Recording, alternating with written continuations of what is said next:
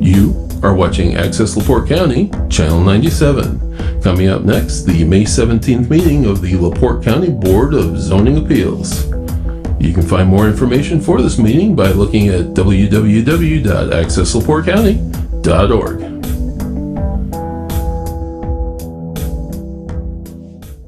Good evening. I'd like to call to order the May 17th meeting of the Board of Zoning Appeals.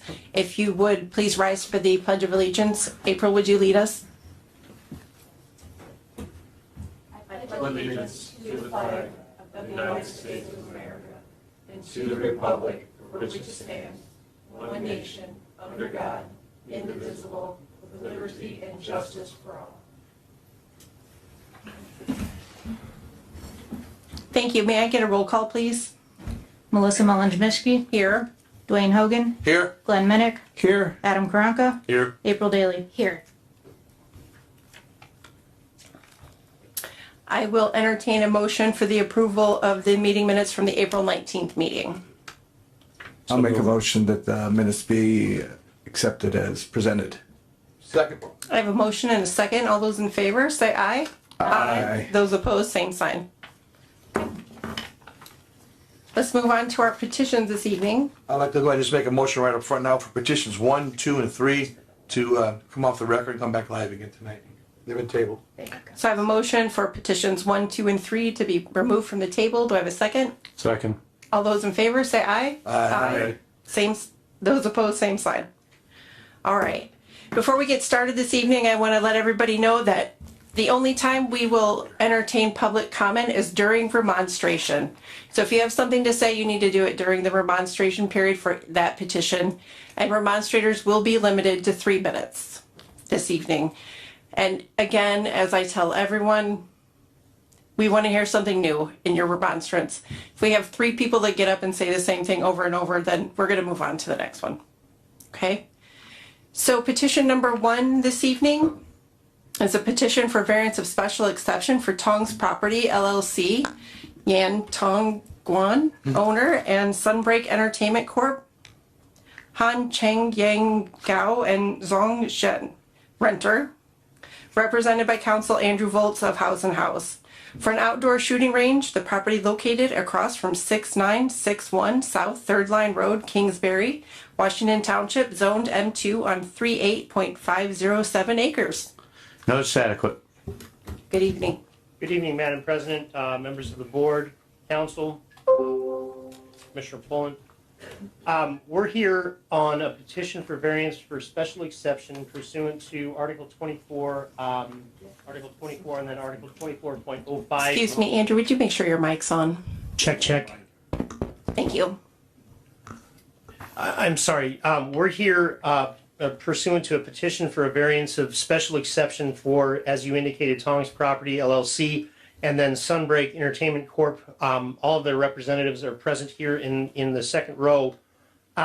It's kind of interesting here because this petition is new in and of itself, but at the same time it's old because they had presented something late last year, earlier this year, that was dismissed pursuant to lack of jurisdiction because all of the named property owners weren't indicated in the petition. So this board has heard that initial petition, number 1, but number 2, we've also now submitted additional evidence in the form of letters from a certified NRA firearms instructor indicating his sign-off on the proposed plans, the outdoor range business plan that I believe all of you have a copy of, the range safety and design plan, once again, and then what was submitted pursuant to Exhibit A was in fact 3 options that could potentially be considered with regards to placement of this outdoor shooting range. And again, just for a little background here, my clients are residents of the city of Chicago. There are no shooting ranges in Chicago. Shocking, right?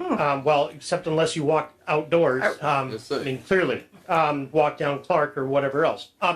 That being said, they're going to market this to their clients in Chicago, also locally here, and it's going to bring great amount of interest into LaPorte County, and certainly we do have KOP and that shooting range out there, which is in the same area. But because this property is zoned M2, even if it was zoned M1, we still need the special exception. So we're asking for that, and I believe that pursuant to the criteria under section 24.05 of the JZO, all 8 of those items have been met. Again, we've made some changes, and I don't want to refer back to the original petition because this is something new. We've made changes to the berm height. We've received letters of support from certified range masters with the NRA. Three of my clients are certified NRA instructors.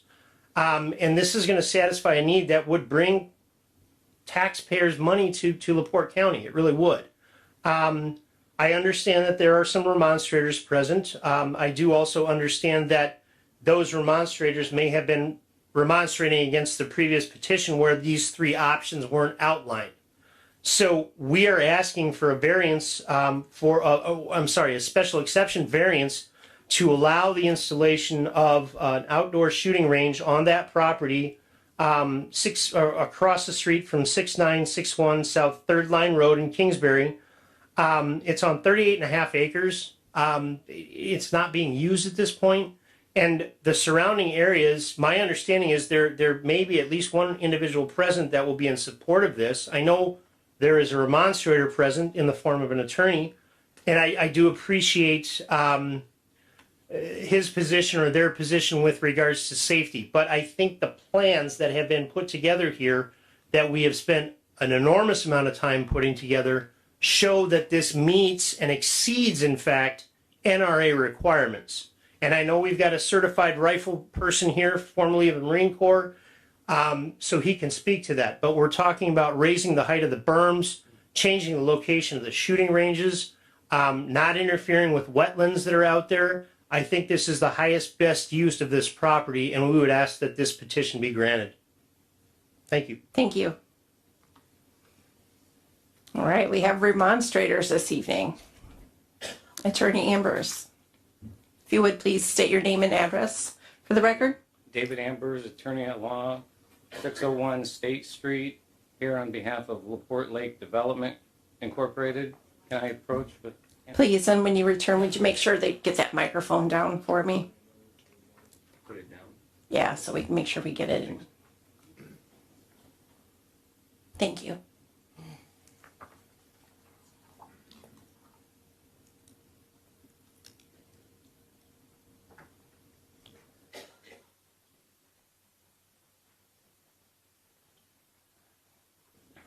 As I said, I'm here on behalf of LaPorte Lake Development Corporation, the owner of over 100 acres north of this site and contiguous to this site. My client's very concerned because that property is being marketed both by him and by Tony Rodriguez with the county for commercial development. There's been some substantial interest in the property, just never got the deal yet. And it's highly unlikely anyone's going to want to come out there and build a factory next to a shooting range, especially when, if they go by their plan, they're going to have 8-foot high side berms. That's just too dangerous. Factories are more than 8 feet tall. Somebody shoots over one of those side berms, it's going into a factory and possibly hitting a worker. On there, and Mr. Volz mentioned the marketing to Illinois. They have farm ground in Illinois. They can put this in Illinois closer to Chicago than driving out here. As they state in their materials, Illinois you have to have a training program to obtain a concealed carry license, and they want to drag them all out here. And they ought to find something over in Illinois if they're going to be training Illinois classes. They even note that they're, marketing within 2 hours of the location, both in Michigan, Illinois, and Indiana.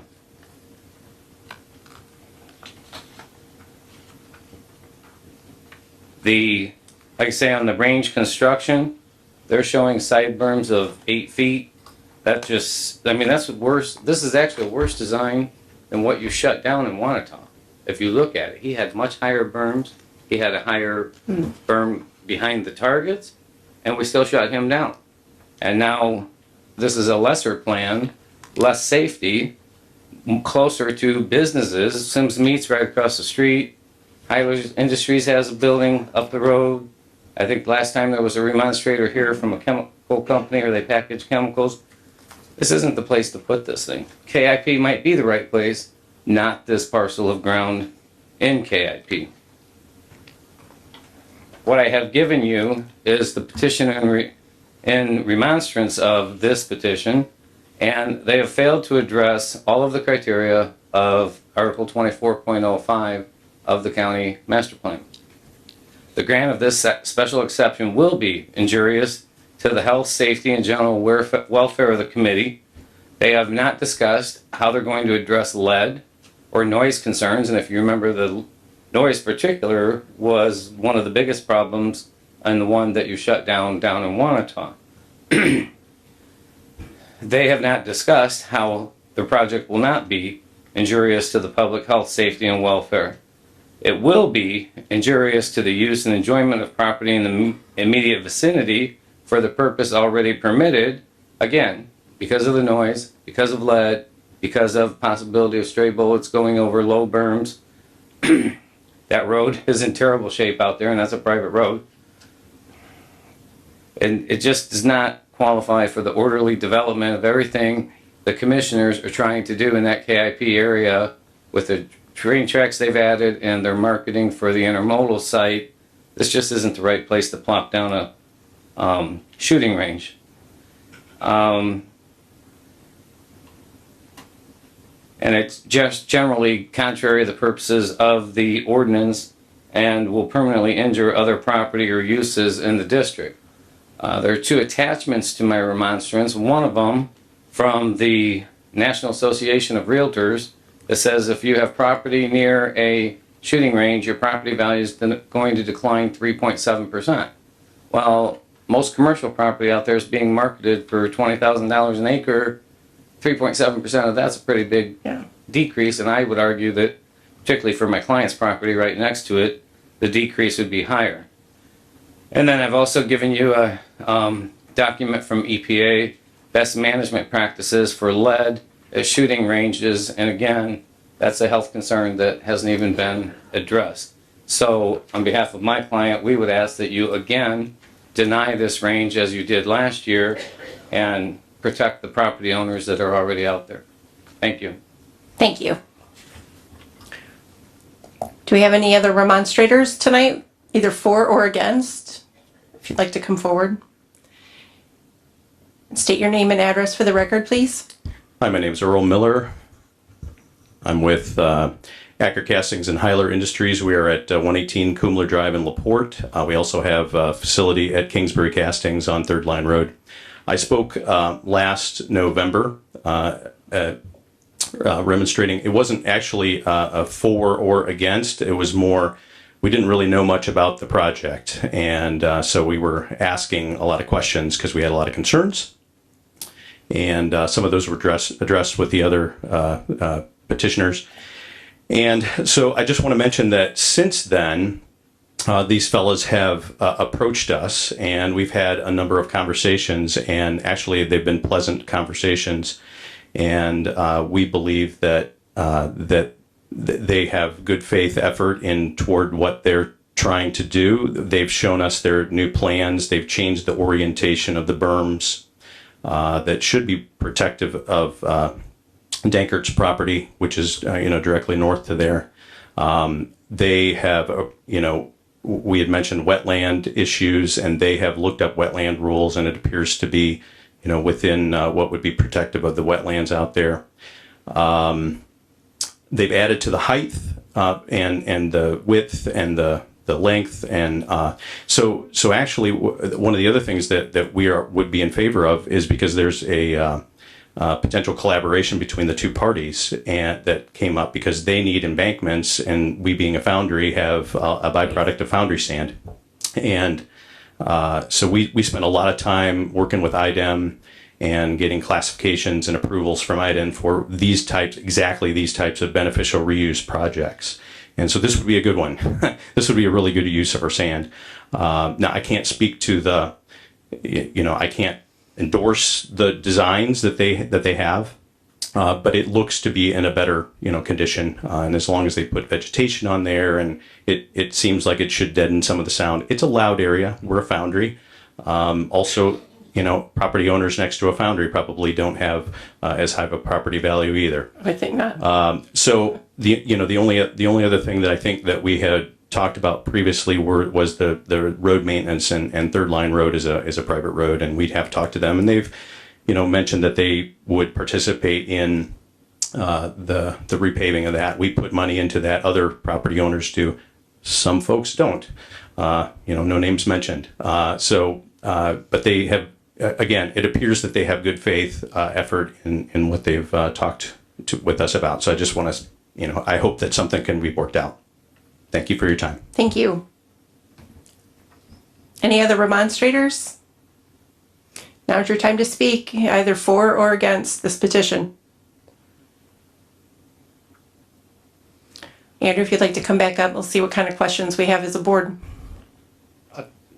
Thank you, Madam President. I guess I would just like to address the issues raised by the attorney for the remonstrator. Once again, there are 8 factors that are required to be met in order for this board to make the decision. And the issue, again, is that this is zoned M2. We're not talking about a residential area here. We're talking about industrial. And the previous individual that came up and spoke with regards to a foundry, you're not talking about quiet at any point in time. They run 24/7. And with that being said, my client's operation will not be that. And it's not like this is going to be World War III out there. It's limited in scope. It's not as big as the shooting range that's at KOP. It's smaller. It's unique. We're talking about a tactical pistol course. We're talking about a rifle range. And then we're talking about law enforcement.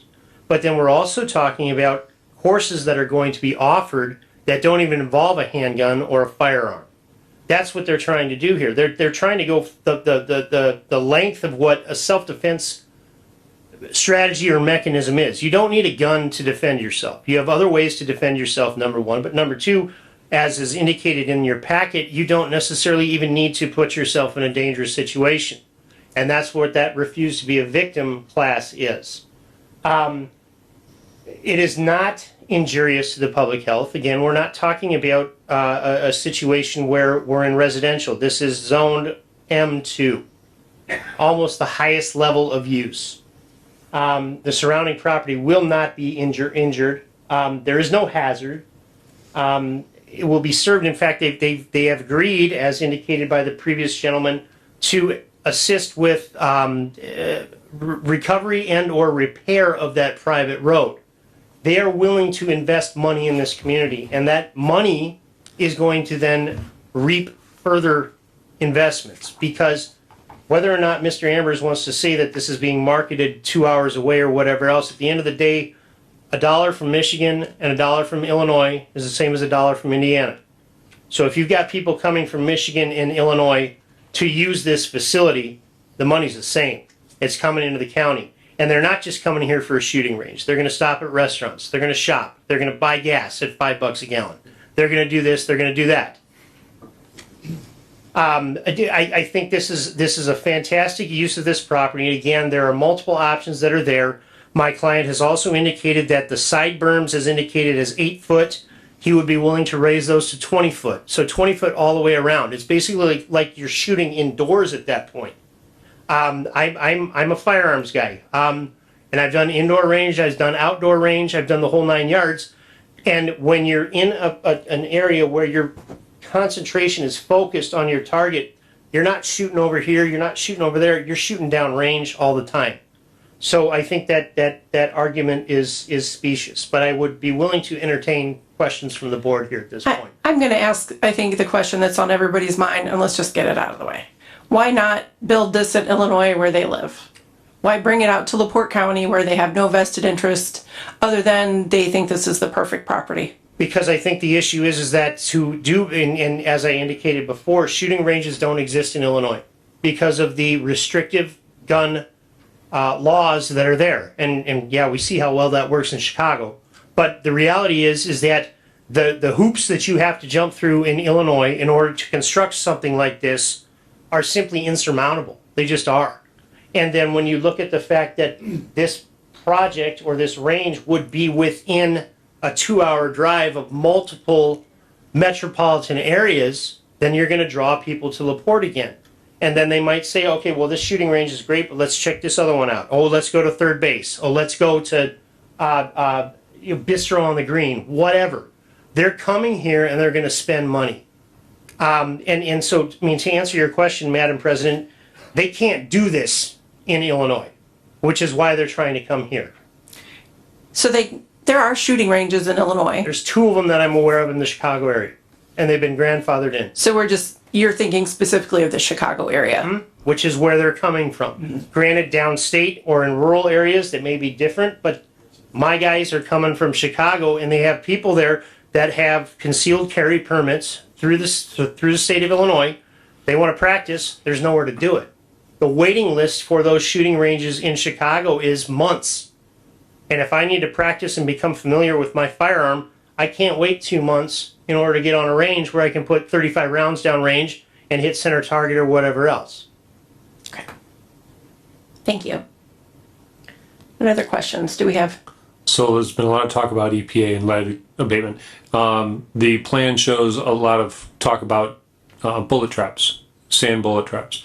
Is there any lining? What's the construction of those actually look like? From my understanding, there's going to be a concrete or steel backdrop that's then going to be buttressed with sand, which is the standard construction of any shooting range that I've been at, from Arizona to Alaska to here or whatever else.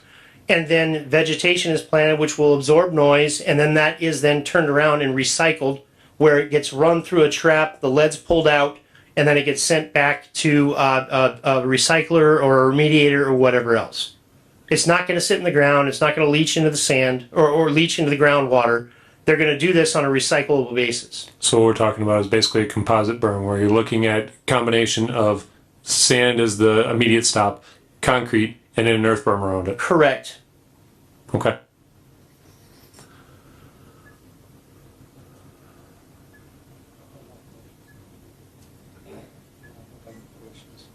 April, what do you have?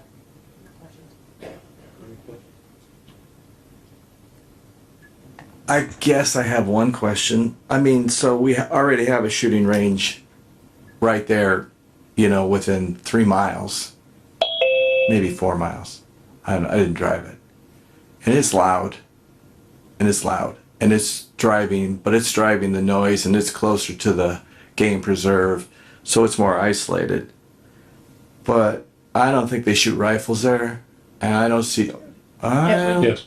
They do. Absolutely. Oh, yeah. I've been there and shot them myself. I mean, what is the range on a rifle? I mean, Well, the lethal range on a bullet out of a rifle is. well, that's up to physics. Again, I mean, that's up to the laws of physics. In Yeah, theory, but- if I shot a rifle up in the air right now at 45 degrees, it could carry, I believe the numbers are, Mr. Bijou, you may be able to comment on this. I think it's up to 4,500 yards potentially. But the issue there with the comparison with the shooting range that exists right now is there are, I believe, 10 times the lanes there. And when you go out there, as I've been out there, it sounds like World War III. You're absolutely correct. Because you've got guys out there with semi-auto weapons, you've got guys out there with muzzle loaders, you've got guys out there with 50 caliber BMG stuff. This is a different situation. We've only got 3 lanes, that's it, and it's going to be a rifle range, a pistol range, and a tactical range. That's it. We're not talking about what KOP is, where they've got 17 lanes that can be operating all at the same time, up to the range master's discretion. I'm just concerned about the lethal range of those automatic rifles and the long range rifles. I mean, in a training situation, it concerns me when I look at a map and you look at the direction they're shooting and the town of Keatsford Heights, the trailer park out there. Understood? It's a concern. Will this range be membership based? Will it be membership based or will it be just open to anybody? Membership based at this point, which means that it's going to be a very, very exclusive clientele, and you're not talking about people that are coming in just off the street like you can do at KOP and pay $5 and get on the range. Now we're talking about, and again, they're going to be vetted. Everybody has to be vetted, number one, because individuals in Illinois cannot carry a firearm unless they have a license, and the process to get that license is very arduous. The difference between there and Indiana now, Indiana is now a constitutional carry state. You don't have to go through that process like I have with a concealed carry permit. But at the same time, this is not marketed exclusively to Illinois or Michigan or whatever. It's marketed to everybody. But it's going to be a very, very exclusive clientele, which is going to be very different again from what the range at KOP is, where anybody and their mom can go out there with 5 ARs and shoot off 1,000 rounds in 20 minutes. And make it sound like Red Dawn Part 2.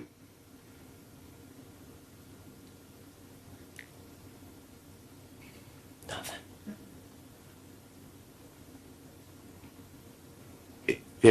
In deference to Andrew, I am combat rifle and pistol certified, but I don't want to present evidence to the board. I'm not sure that's appropriate as the board attorney, so that's why I'm being quiet. Noted.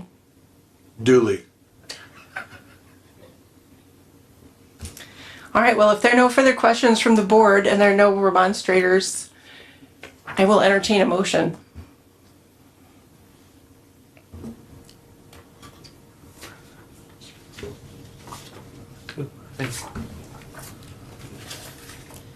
Don't all jump at once.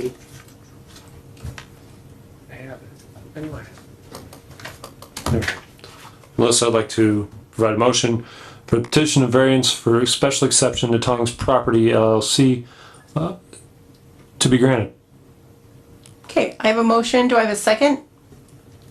If I may intercede, we have petitioners have submitted Exhibit A and Exhibit B to their petition. And C. The three options. And C, so we have 3 options.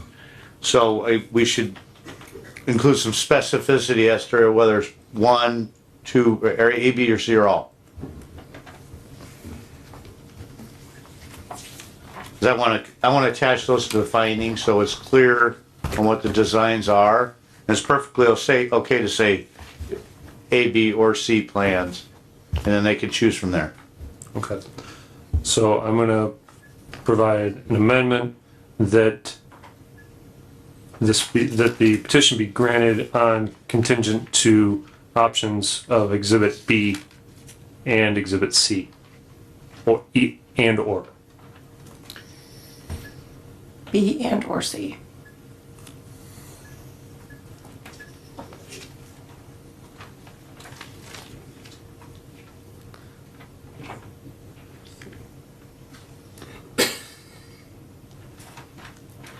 If I may provide a little bit of a discussion for that, avoiding the proximity to the road on the south side of the property Well, on Fire and Drive. we've got a motion on the floor, so we're not going to discuss it That's fine. until after. Second. All right. So I need a second. Can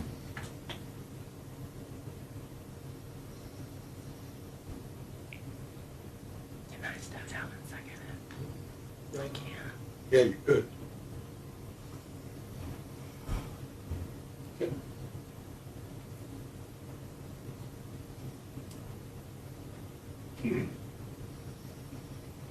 Yeah, that or that. I have a motion. Do I have a second? Okay, hearing none, the motion dies for lack of a second. So I will entertain a new motion. I'd like to make a motion that the petition for a variance of special exception for Tongs property be denied. I have a motion to deny. Do I have a second? I'll second. Second. I have a couple seconds to deny. All those in favor say aye. Aye. Those opposed, same sign. Aye. Aye. Congratulations, that got denied. All right. Let's move on to petition number 2. Petition for variance of use for Edward W. and Deborah S. Arnold, represented by counsel Andrew Volz of House & House LLP for construction of a 68 to 70 unit assisted living facility with potentially 6 to 8 detached senior villas, which would be allowed if the property was zoned B1 or O1. Property is located at 4155 North State Road 39, LaPorte, Center Township, Zone B3 on 4.01 acres. Notice is adequate. All right, Attorney Volz. Thank you, Madam President. Again, my name is Andrew Volz. I'm an attorney here in town with House & House with an address of 717 Indiana Avenue. This is, again, kind of a goofy situation because this petition originally was filed a couple of years ago, so now this is a new one, quote unquote. We're talking about the petition for Bella Largo to allow for construction of, again, it indicated in the minutes or in the agenda, 68 to 70 units. It's actually 63 residential apartments, which would be permitted if the property was zoned B1 or O1, but it's in fact B3. Again, pursuant to Article 28, Section 2811, there are 5 elements that need to be met. And obviously you're well aware of what that is. The approval will not be injurious to the public health, safety, morals, or general welfare of the community. The use and the value of the area adjacent to the property included in the variance will not be affected in a substantially adverse manner. The need for variance arises from some condition peculiar to the property involved. The strict application of the terms of the zoning ordinance will constitute an unnecessary hardship if applied to the property for which the variance is sought, and then it does not interfere substantially with the comprehensive land development plan. So what this is here is this is an assisted living facility that's going to provide beds for what is coming as the quote unquote gray wave. The reality is here in this country and around the world, we've got a situation where there is the baby boomer generation that is now going to be coming into a situation where they need help living. They need assisted living. And these facilities are in dire need across this country, let alone in this county. With regards to the project scope, it's a $14 million project, which would allow for approximately 100 construction jobs and then 50 full-time healthcare jobs starting at $18 an hour. The design releases and map have been provided to you, as well as a letter of support from 39 North Conservancy District, a letter of support from the insurance agent, and then a drawing that actually shows what I believe will be remonstrated against here with regards to this quote-unquote fire suppression plan. I have a number of individuals here that are ready to communicate what they know about this project and whatever else, but I kind of want to just give the framework here. I understand this is a political issue. I get it. We're talking about they want a water tower. Whether it's the city of LaPorte or 39 North or whatever, they want a water tower. The fact of the matter is this property and this project already has a water tower in the form of a 1 million gallon lake. And this is the same type of fire suppression system that exists a mile away at Lindy Praxair and 4 miles away at La Lemire. The exact same thing. So if the Center Township trustee or any individual from the city water department or somebody else is going to get up and say the fire suppression system is inadequate, they're wrong. Because you have the documents in front of you. It's been signed off by the state fire marshal and by the Indiana Department of Homeland Security. That's the highest level you can go. You can't go any higher. And this is an auxiliary system that is designed to not tax the water line that's out there. Meaning that if there's an issue with this property or anything that goes on with fire suppression, they have the ability to handle it in-house, number one. Number two, then they also have the ability to allow for any volunteer fire department to come in and pump from there. So you don't have an issue with water, you don't have an issue with flow, you don't have an issue with this. We have commissioner approval on this, as I think you're well aware. Any and every contractor or subcontractor will be bonded by the county. That's not a concern. And the reality is this is the highest, best use of this property that would, again, infuse $14 million into this county. They're not getting a tax abatement like the stuff that's going on in the city. They're paying money. And they're ready to pay money. And they're ready to get this project moving. They need to get it moving as soon as possible. And I mean, we're well into quote unquote construction season at this point. So we would ask that this petition for a use variance be granted based upon the fact that all the items indicated in 2811, meaning section 2811 of the JZO, have been met. And I'll bring up Mr. English here at this point, who is the project developer, and he can kind of suss this out a little bit further. Thank you.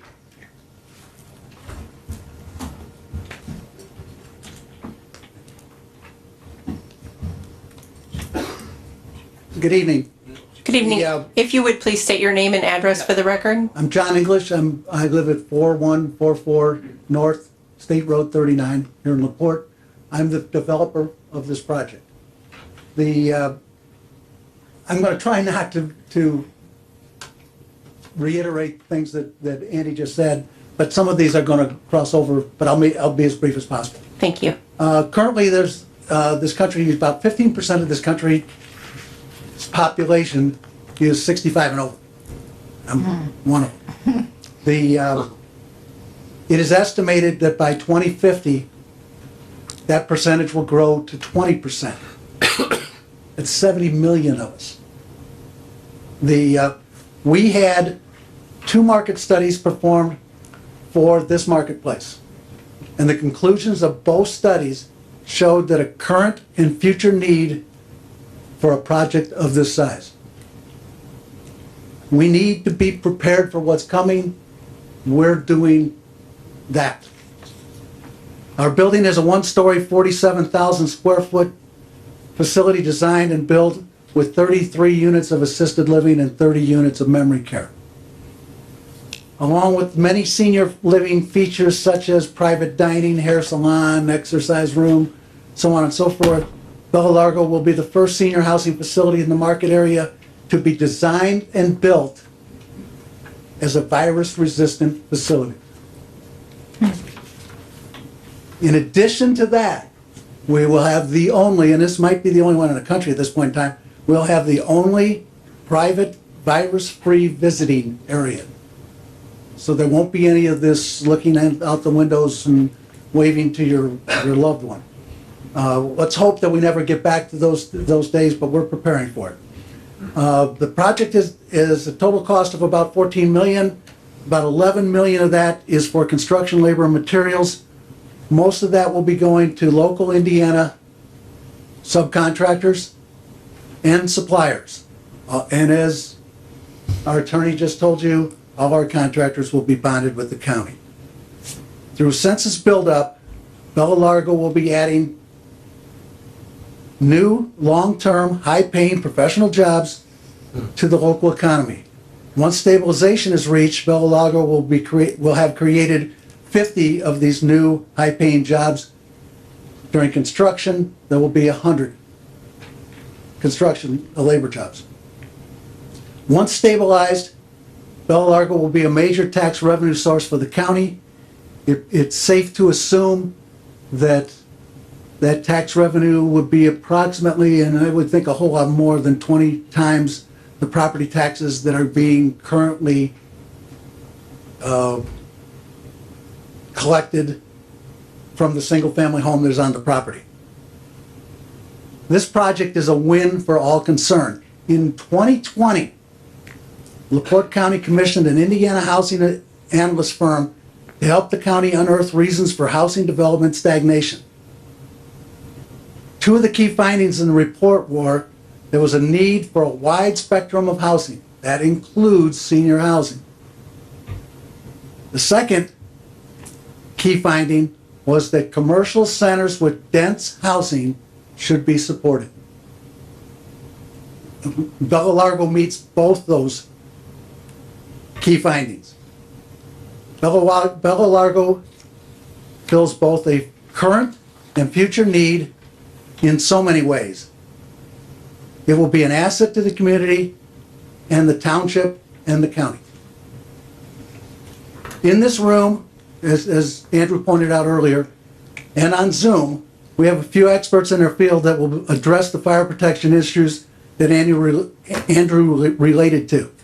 Our architects and engineers who have all experience, much experience in the senior housing marketplace. And through this, they worked, our engineers and architects worked with the state fire marshal, the highest levels of the state fire protection people. And through our normal senior housing industry process, we have received design approval from the Department of Homeland Security, Division of Fire and Building Safety, and the State Department of Health Engineering Department. Those approval letters were handed out to you guys earlier. We have Gary Radke is here, our civil engineer, that will speak about the overall fire protection plans which he has helped design. When Gary is completed, we would like to bring up Mike Williams as the person who helped design the auxiliary fire protection system, and he will be the party that will be installing it. Lastly, after Mike is completed, we would like comments from Mark Riffey, who is on Zoom with us right now. Mark is the vice president at Effie Moran, and he will be our fire suppression contractor. Mark is not only a sprinkler contracting expert, but he previously worked in the state fire marshal's office. Gary?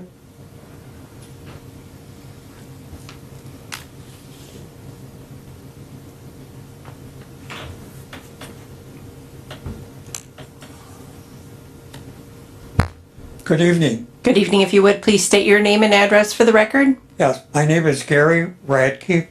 My office is at 5821 North US 35, LaPorte, Indiana, 46350. I'm a professional engineer for the last 50 years and designed many water systems in Indiana and also through the United States. I operate Radke Engineering and Surveying for the past 17 years in our location on US 35. I'm the engineer for 39 North Conservancy District and the downtown company that is the developer for this facility. I previously worked with McMahon Associates out of Valparaiso, Indiana, and I designed the original sewer and water system for 39 North Conservancy District and 9 other projects since that time. That was over 20 years ago. The 39 North project was designed with cooperation with the city of LaPorte, and they approved the system that we designed. We had many modifications that they wanted, which we did to get the approval. Once they approved it, we submitted it to the state of Indiana, and they also approved the plans. There was been a statement saying that this was a poor design. We have never heard why the people keep saying it's a poor design, but we received the approval by the city, who was the company that actually supplies the water for the system. They also provide maintenance of the system. For this facility, which you received our plans on, there's actually 2 water systems that will be constructed. The first system we call is the public system, which is owned and operated by 39 North Conservancy District. In front of the building is a 8-inch diameter water main, and it's looped on both sides to a 12-inch pipe on US 39.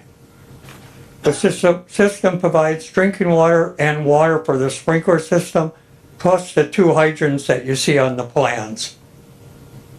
Again, the city of LaPorte approved that system. The private system is something what was added since your variance was approved over a year ago. And what that is got an inlet into the pond. The pond was constructed totally in clay. There's no sand bottom in the pond whatsoever.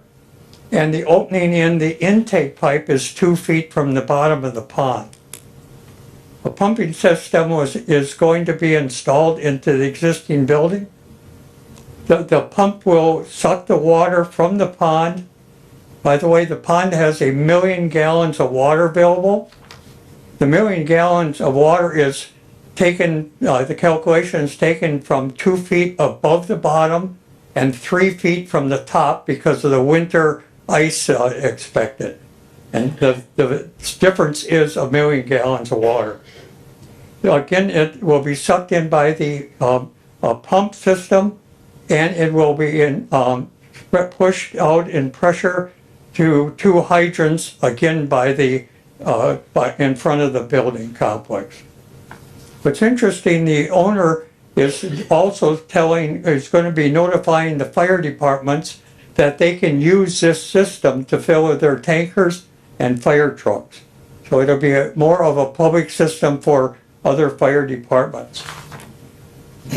Using a pond for fire protection is absolutely not something new. It's been used in Indiana throughout the whole state and many other states, actually. Most of the time, the fire departments do not have a connection point or hydrants to hook onto these fire pond systems. So all they do is put a pipe into the water and pump it in right to their tanks or their fire truck. My son is an employee of a fire department in a different county here in Indiana for the last 28 years. And he told me that basically they use ponds throughout the whole area to fight fires for outside the city where he works. And it is unusual to have a standpipe to connect to, and he has never hooked onto a hydrant like we are planning to. At this point, I'd like to introduce Mr. Mike Williams. Mr. Williams is from Peerless Midwest. Him and I designed this private system, and he'll explain it in more detail, and he has a lot of experience in doing this. Thank you very much for your attention. Thank you.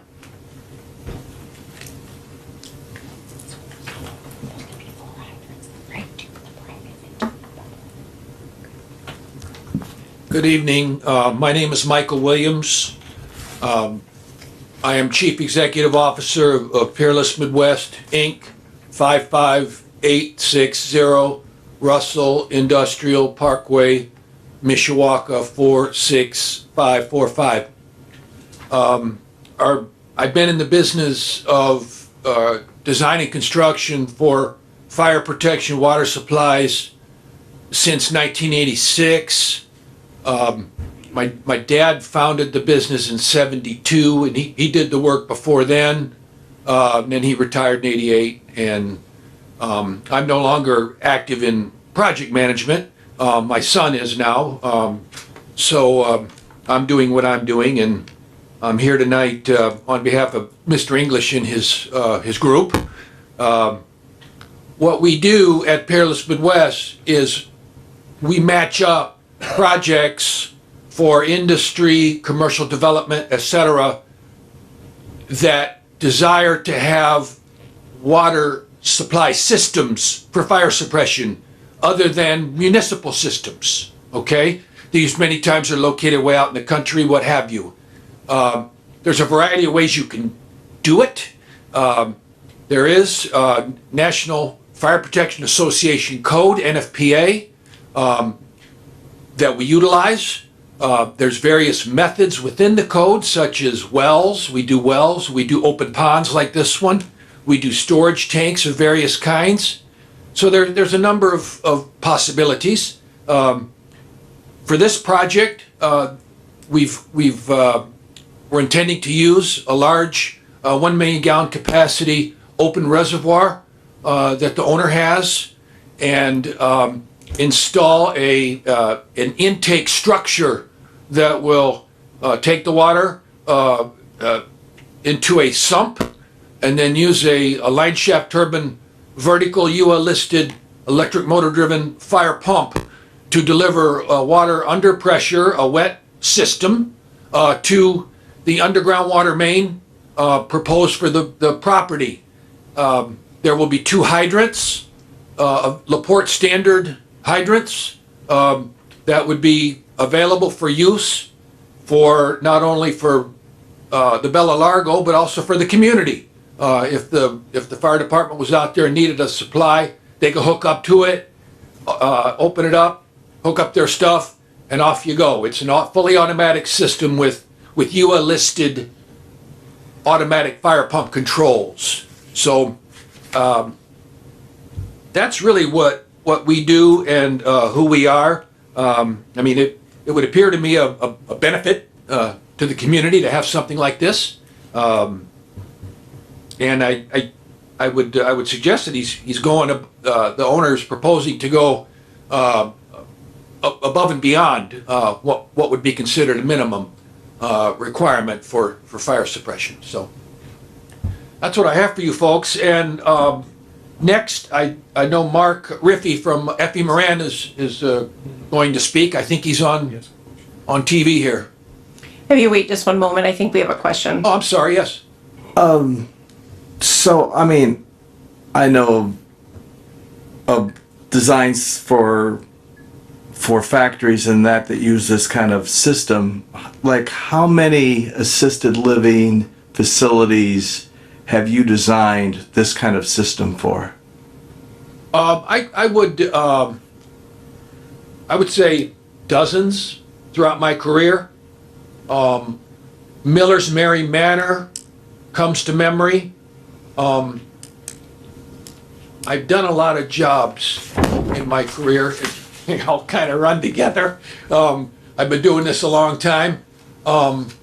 We just finished. I did one about 2 years ago in this Springfield Township. It was an old elementary school that got converted for use. Does that ring a bell to anybody here?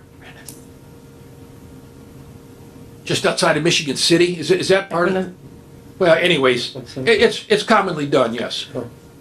But you're depending on the water supply that is coming from the city by way of the county extension to run the sprinklers that are going to protect the people inside each unit? Sir, that question would be best directed to the next speaker. My knowledge of the project is this. The system we are being asked to construct would be fully capable of servicing the fire suppression system inside the nursing home. The individual heads, the system inside the building could safely be handled by what we are proposing to do. At the same time, however, I understand there are also the possibility of utilizing a city water main for the same purpose. So it could be done either way. And I think Moran is the correct one to talk to about that.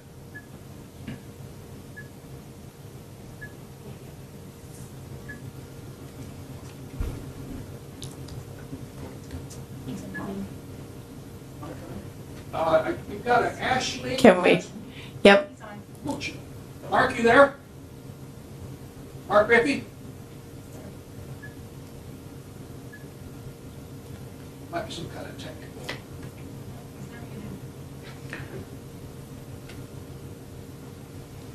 So I'll give him a moment or so to see if we can hear him. Perhaps you see that second one.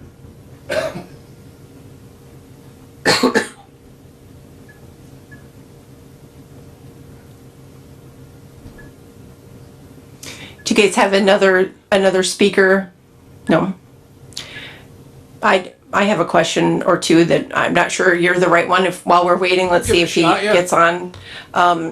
So my understanding is we're either going to do the public system or the private system. We have been asked to construct a private system. That's what my business does. And is that consistent, John, with it? Okay.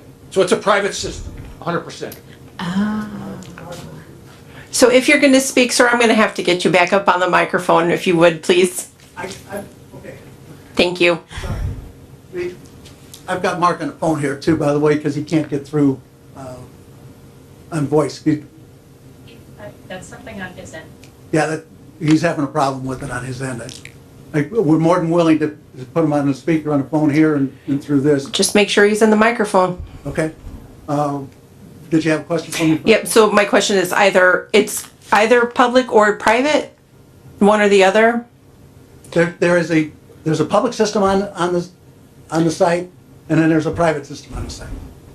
So it's going to have both systems. Okay, I just wanted to make sure that was clear. And who is, so if there was an instance where we had a lot of drought, the public system would be able to, the public system would be able to take care of the needs. And I guess my only other concern then is who is going to be responsible for maintenance of like hydrants and. So if it's a private system, it's still, okay. We got a power generator. We're gonna have to do the same thing with that. There's maintenance with these buildings. Sure, no, I'm well aware of that. Okay. Let me get Mark on the phone here, see if this works. Let's try it. It's either gonna work or it won't. Hi, this is Mark Griffey. Can you hear me? That sounds pretty good. You're gonna have to stand there and hold it though. I apologize. I was listening to some of your questions. And let me say right off the bat with regards to your last question on maintaining these systems. The state has adopted a NFPA standard called NFPA 25 that does require routine inspection, testing, and maintenance to ensure these systems are operational. Okay, great, thank you. My name is Mark Griffey. I work for the F.E. Moran Company. I am the Chief Business Development Officer for the company. Our address is 8771 Boney Lane, Indianapolis, Indiana, 46216. Thank you for the opportunity to speak with you this evening. I offer my information as a experienced person in the field of fire protection. As the gentleman mentioned earlier, I spent 10 years with the state fire marshal and left there as their chief deputy state fire marshal in the late 80s, early 90s. I then went to work for the National Fire Sprinkler Association to promote the widespread adoption of regulations for installation of fire sprinkler systems. Specifically, we spent 10 years with regards to sprinklers in multifamily and residential type facilities. I also rode the back step at the Wayne Township Fire Department on the west side of Indianapolis for 10 years, and I have 22 years of experience as a sprinkler contractor. And I have certifications as a fire protection layout technician, and that's with a program sponsored by the Society of Professional Engineers. Mr. English called me earlier last week with regards to the need for fire protection in this building, and having experience with the regulations and also being a part of the Fire Prevention and Building Safety Commission for the state of Indiana in the 2000s, I can assure you that the fire protection system proposed for this building is more than adequate for the minimum state regulations, as they explained earlier.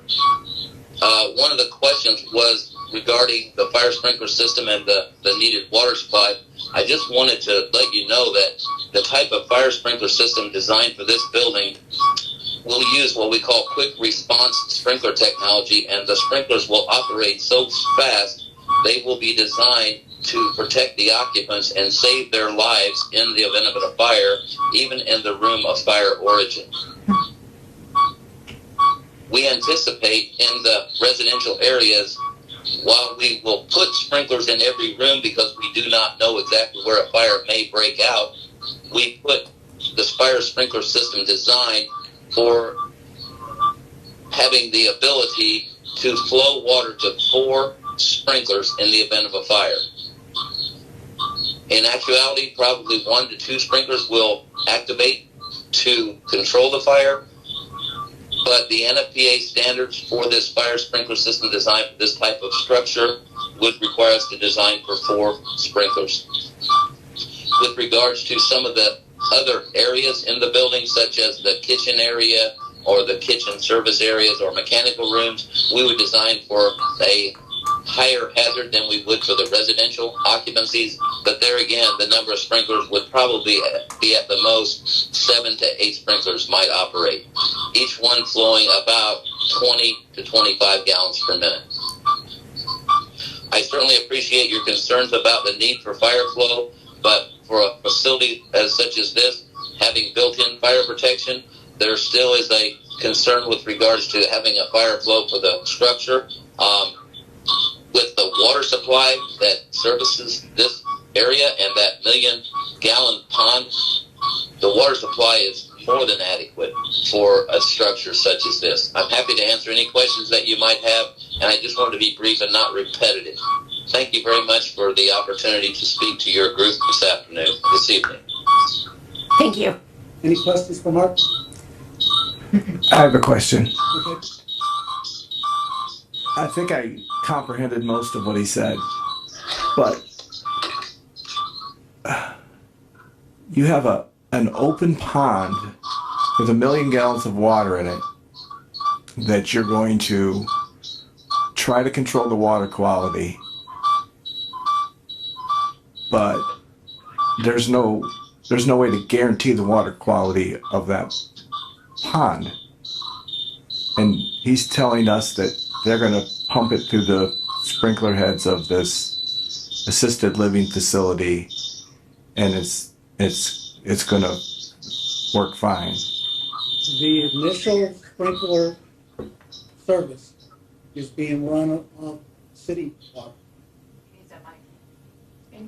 Okay, so I've Talking heard to your that microphone, answered. please. I apologize. So I've heard that answered 2 different ways now. You said it could go either way. Yeah, we can still go either way. Okay. He gave Mr. English. I'm going to need you to speak into the microphone as well, please. Yes, ma'am. Thank you. We spoke to Mr. English and his group about an alternative for using our system for the sprinkler system in the building in addition to the hydrant system. We can do both with what we have, or we can do either one. It's the same to us. There's extra money for us to bring our main into his building.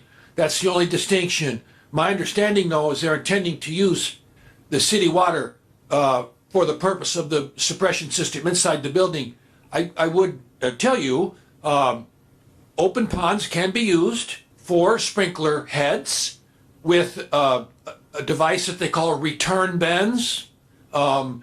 If these are commonly applied by fire suppression contractors, and Mark, you can pipe up here anytime, but return bends are used for open pond sources in sprinkler systems to handle the issue that you raised, sir. That's what it's a design enhancement to a sprinkler system designed to accommodate the grit that you might anticipate with an open source.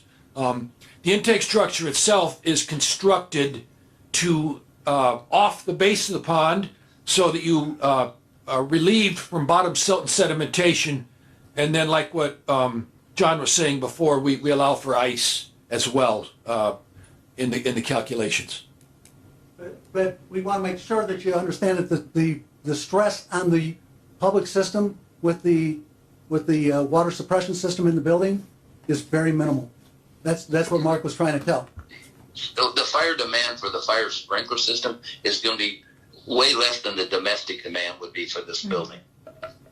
Okay, and with regards to your concerns about sediment, again, that NFPA standard that requires these systems to be maintained has provisions in it to do obstruction investigations on a routine basis to ensure the pipe is clear and unobstructed. Okay? Any other thing for Mark, and I'll cut off the squeaking phone. No, thank you. Okay. Thank you so much for being patient. I really appreciate this technology. Yeah, it was hard. Thank you. Thank you. So do we have any remonstrators this evening for this petition, either for or against? If you would please come to the mic.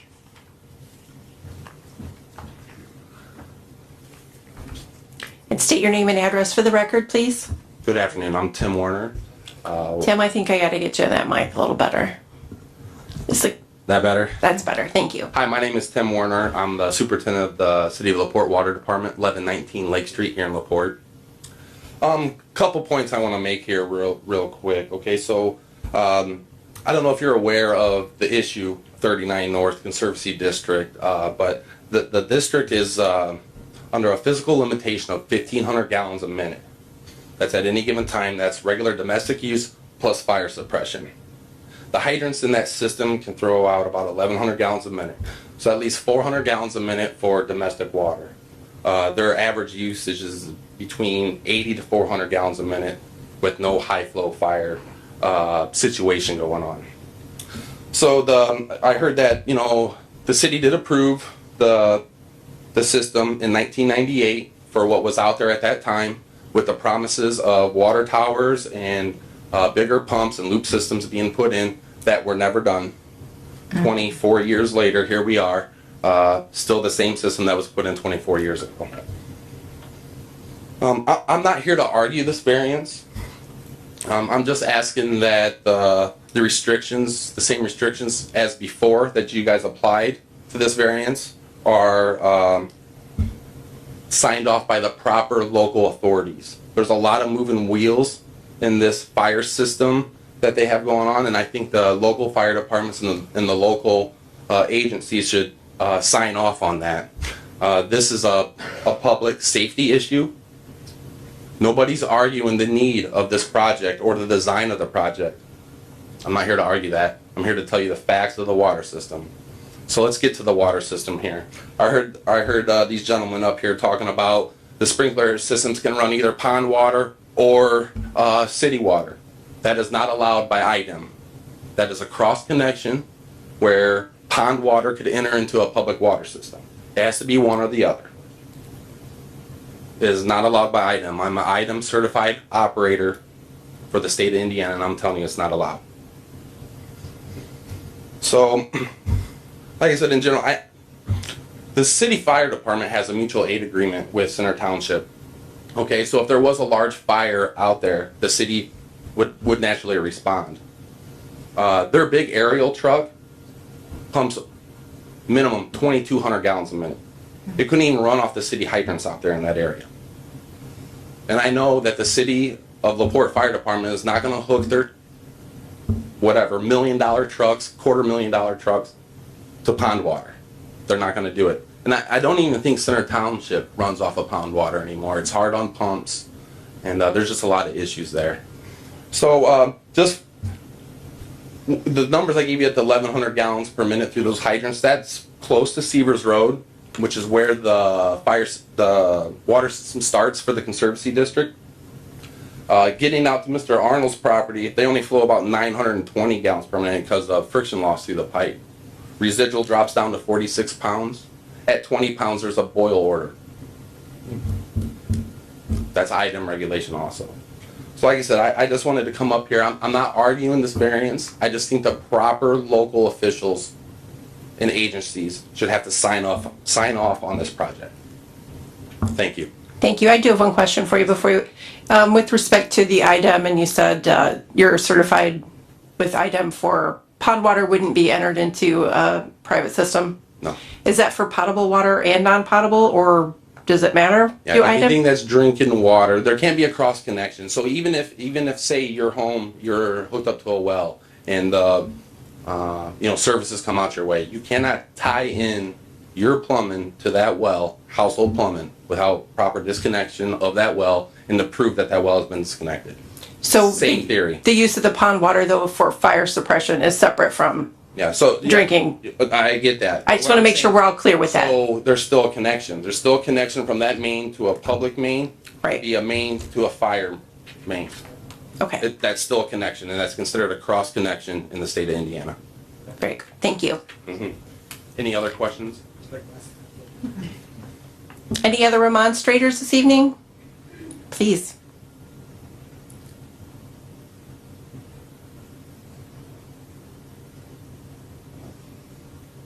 Good evening. Good evening. Thank you, Board. Andy Snyder, Chief LaPorte Fire Department, 809 West 18th Street, LaPorte.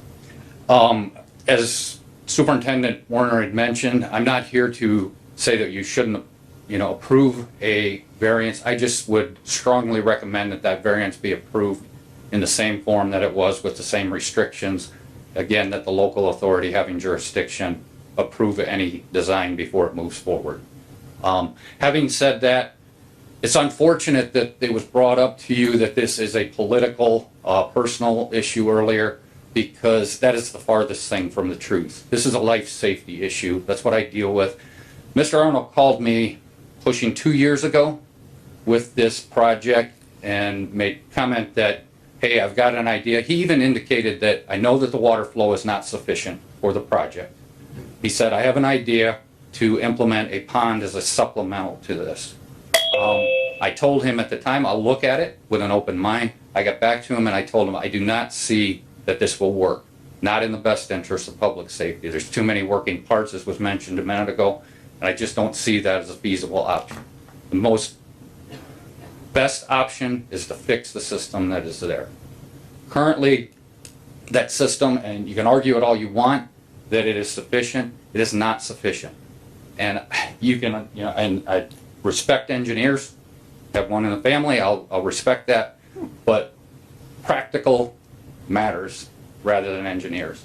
And when Center Township, who we, as was mentioned, we have a mutual aid agreement, so our personnel can be put as quick as risk as theirs with this. When they have on more than one occasion drained that entire system, depleted the entire system by hitting it with their trucks, it tells you right there that the system is not sufficient. So I respect their numbers, but they're not correct, because it's proven in practice when they've hit it that it won't work. I did notice too, and it was a good question to ask about what was going to supply it, because you can take the pond out of it. Again, if you even want to put that in there as a supplemental, NFPA, they mentioned NFPA. NFPA calls for a supply source that will supply fire suppression operations and also the suppression for the building. Now we're talking about two separate things. But let's take the pond out of it. Again, getting that far north, Tim just mentioned 900 and some gallons is what you can expect at that point. Also, again, NFPA talks about that a minimum 1,000 gallons of water supply is needed for suppression, and that's at a residential level. So, again, I want you to know you're getting selective information, and my whole goal here is life safety. I just want to make sure that you take that into consideration, and that, again, reiterate with the restriction that local authority, because that's who's it's affecting here, that Center Township, with our input, will have some authority to say yes or no to this project. Okay. I will go back to the pond a little bit, since it's been brought up, and it's also a topic for you to discuss. While it sounds good on the surface and what they made sounds good, I will tell you what Tim didn't talk about. He hit it right on the head. It's a private system.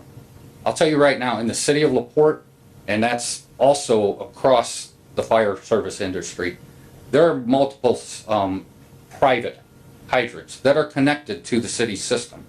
But if our water department is not maintaining those through a contract basis, maintaining them and inspecting them twice a year, our department has SOP that will not hit that hydrant. It's for our safety, it's for our safety of our equipment. Again, Tim, I wish that I could find a truck for $250,000 now. Unfortunately, we're talking $1.8 million for our new ladder truck that we're about to replace. I'm not going to hit a private system that I can't trust with that truck, let alone to bet somebody's life on it. Again, I'll go back to, unfortunately, you were told it's a personal political issue. 2 years ago, there was no politics even heard of in this system. And I was asked, and I gave the same answer then. It's not an option. Thank you. Thank you. Anyone else? Sir, if you'd like to step forward. You're kind of keeping track of time. I got 3 minutes, man. Thank you for the opportunity. My name is Paul Skiat. It's Skwiat. I represent the Villas of Briarleaf Homeowners Association. I am the secretary on that board. I have been a resident of the Villas of Briarleaf, which is on Highway 39, for 14 years.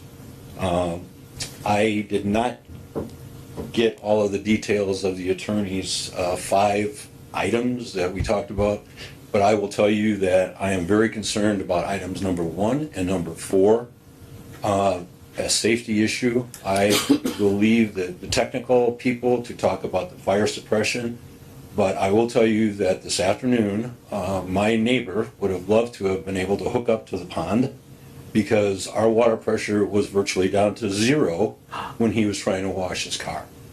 The Villas of Briarleaf have been made aware that we are looking at complete shutdown of the public system in 2025. And we are faced with some very, very serious issues. I can tell you that the Villas of Briarleaf have been identified as a major residential user of the 39 Conservancy water. We are a major player here.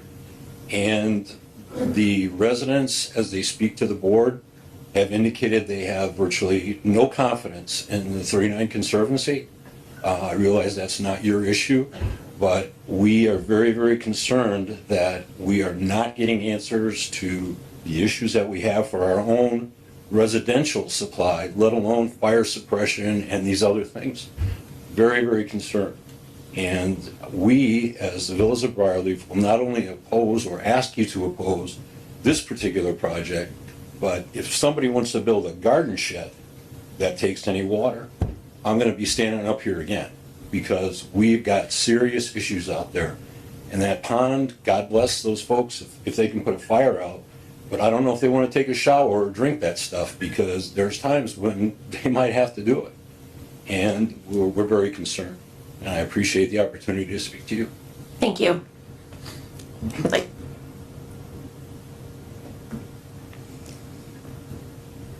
And remember, going forward, we want to hear something new from every remonstrator, please, if we can. Sure. Lisa Pizzakowski, Center Township trustee. I just want to focus not on the fire issue, but the simple fact is the mayor has said in many meetings in 2025 he is shutting off the water to the 39 North Conservancy. So if this property is built, what happens to those people that are living in that property and they no longer have water? Number one.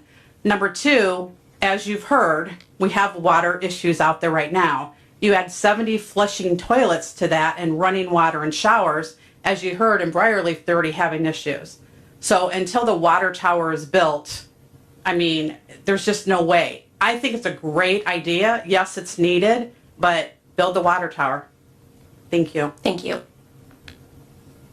Anyone else? Okay. This will be our last one.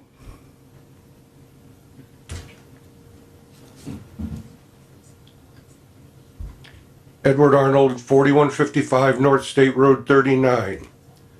First, I hope you're limiting your approval on what is the jurisdiction of this board. There's been a lot of things brought up that probably shouldn't have been. I will tell you that my property is one of the most isolated properties you could imagine. Neighbors, I don't have any. I own everything around except for the Hampton Inn and the Pat Kindig property, and they've both issued letters of support. So this facility we're planning to build has no remonstrators as far as neighbors, okay? In terms of this water issue, this is like a Russian dossier. It's fake news, okay? We have a multi-story hotel there, and people are taking shower every day. If the villas have an issue, I didn't build the villas, but they must have some issues in their plumbing design and inlet pipes, because I take a shower every day and we're on the high point of the system. Also, Mr. Warner points out that it's 900 gallons per minute. I challenge that. I have the paperwork. The hydrant in front of my place, it will flow dropping below pressure 1,400 gallons a minute. We have bigger pumps than were originally installed, and also the fake news is 39 North never committed to building a water tower. Never. I was on the original board. We stated that if a large water user comes in, such as a food processing plant, we would have them help pay for a water tower because we realized that would be nice for the city of LaPorte and us. But this is all a fake news thing. We're trying to be pushed to do something that we can't afford. It's a small group. We've asked for help. Nobody wants to help. So we're taking it upon ourselves to put in an auxiliary system. The Hampton Inn loves the idea because this helps their firefighting as well. And any other development around opening up to any other fire department. This has been well thought out, well planned, and over-engineered. And by the way, I'm a state certified firefighter, and I was on the department for 12 years. And we have just gone way beyond anything that was required. This facility would be approved without the independent water system, in my opinion. It would be approved without the municipal system if we had our own well and had the pond for fire. But we have redundance. So, thank you, and I look forward to your decision. Thank you. All right, Mr. Novak, you're my last remonstrator. Randy Novak, 7,000 West, 125 North LaPorte. I just want to say that the difference between the water superintendent and the fire chief is they're not on the payroll. Everybody that has spoke here as an expert has a financial benefit that they're going to get out of doing this project. With that said, no one is objecting to the variance. Allow the variance with the same restrictions you put on it last time, that the local authority has jurisdiction. The thing that they're not telling you, the hotel that he talks about, the top floor, the water shuts off when you have a fire. Something happens, the water pressure drops. It's a fact. Portofino's is closed because the water pressure has dropped out there. It's a problem. The redevelopment commission that I chair is working on this. We've got grants in for a water tower. The mayor's in talks with people about doing a system out there. There's plans to fix it, but that's what we just want to make sure that everything is covered and it's done right. So because there's a lot of moving parts to this, and everybody, it's life safety, that's what it's about. It's not about financial gain, it's about life safety. I have a question. So I'm new to this board, so what happened 20 plus years ago that we're still talking about and it's not done from the city of LaPorte? 20 years ago, there wasn't the business and residents and everything out there. So there was enough water flow probably at that time. The system was never designed the way it was originally planned to be. It wasn't supposed, excuse me, I'm talking. All right. Well, Mr. Novak's addressing the board, and if anybody else wants to speak, they can address the board, not the person at the podium. The plans that I seen, and with talking with the superintendent from the water department, that's the information that I got. And this all came about because being the chairman of the Fire Chiefs Association, one of the Cool Spring, they had a fire, I think, out on the island. Cool Spring Fire Department stopped at one of the hydrants on Johnson Road. The other part you don't understand is 39 North goes out here. They teed off of that and go down Johnson Road. So all the way down Johnson Road, if you open those hydrants, it drains, it takes them off of this. So it's like having a garden hose stretched out there and then you teed off of it and went this way. You open this up, you're not going to get much out there. They filled their truck, and the superintendent, previous one to him, God bless him, came over to these guys and just ripped them a new one. Said, what are you trying to do? You're going to cause all kinds of problems. You can't just open a hydrant along here. So we had a sit down in Andy's office, Chief Snyder, and said, what's the problem? They're filling a hydrant. Then he explained the system. And it's like, holy crap. That's when all this started. And that's why we've been working on this, trying to get this fixed since then. No one is against this project. Absolutely no one is against this project. I'll be the first one to cheer this thing on. My concern is only with the water. And that's why you can give the variance tonight, because as he stated, this board has limited, that's what you're doing. But with the restrictions that the local jurisdiction has to approve the fire suppression systems. So how long as you did a year ago. How long is it going to take to get it where it needs to be, where they can start the development? Are we talking years, 5 years, 10 years? What are we talking? I have no idea. If 30, I guess, without getting into the whole, what 39 North does in this whole thing now, 39 North bonded this and put in the water system and is charging these residents out there money for the water out there. They buy it wholesale from the city of LaPorte. They're not, where are they at in this game? Where are they at to say, hey, we need to fix this out there? So, and the hydrants right now give a false sense of security to these people. So, that's my thing. I just care about the water. I care about life safety. I'm not against Mr. Arnold. I'm not against this project at all.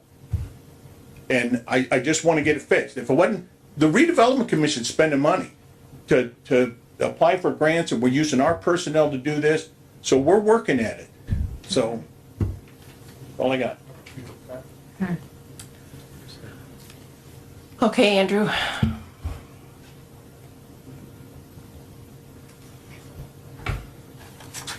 I don't know what to say at this point. I mean, it's quite clear that regardless of anything that these remonstrators have said, that this is not a political issue, it certainly is. Because you're talking about a failure by the city 20 plus years ago that's now being foisted upon my client or my clients that have the ability to enter into a $14 million project that's going to bring 100 construction jobs, 50 full-time nursing jobs, let alone support staff, anything else like that. And you've got these local folks, which I completely respect. I respect Mr. Novak. I respect Chief Snyder. I respect all of them.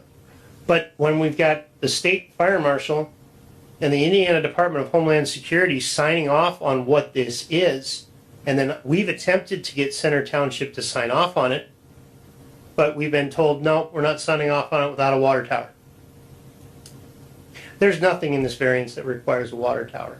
And I understand the previous variance that was granted requiring local support, but when it becomes a political issue that this is being used as a pawn to facilitate the development of a water tower, and now you've got, oh, well, we're doing this, we're doing that, and the city's going to shut the water off in 2025 or whatever else. Okay, great.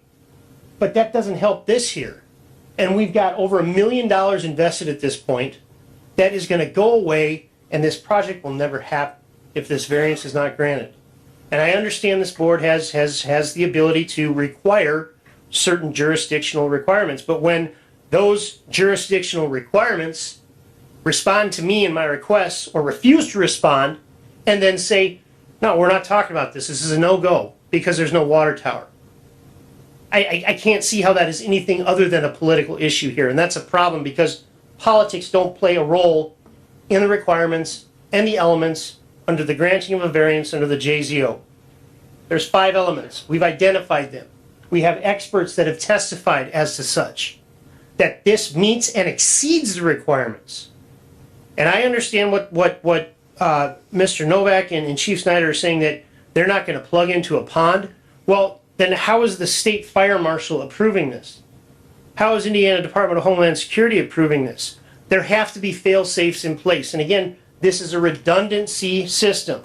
There's 2 things working together here, and they are trying to make the best of a situation that will allow for development out there, to allow for facility to care for our aging population, which LaPorte County is much above the median at this point. All you have to do is look at the ranks of the Bar Association to see that. The number of attorneys that are above the age of 60 versus the number of attorneys that are below the age of 40. That's all you have to look at. So this is a need. And again, we would ask that this board would grant the variance without restrictions, but then if the restrictions are put in place, which I believe this board has the ability to do, that then the local jurisdictions or whomever that we need to contact for approval actually engage in good faith and don't just say, no, there's no water tower, we're not doing it. There's nothing in here about a water tower. And again, we have a water tower on the ground to the tune of 1 million gallons. So we would ask that this variance be granted. Thank you. Thank you. Remonstration is over. Thank you. Any questions from the board? Ready for a motion?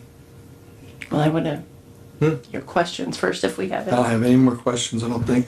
There's been a lot of discussion about sign-offs by local authorities. Do we have any record of what that previous motion was?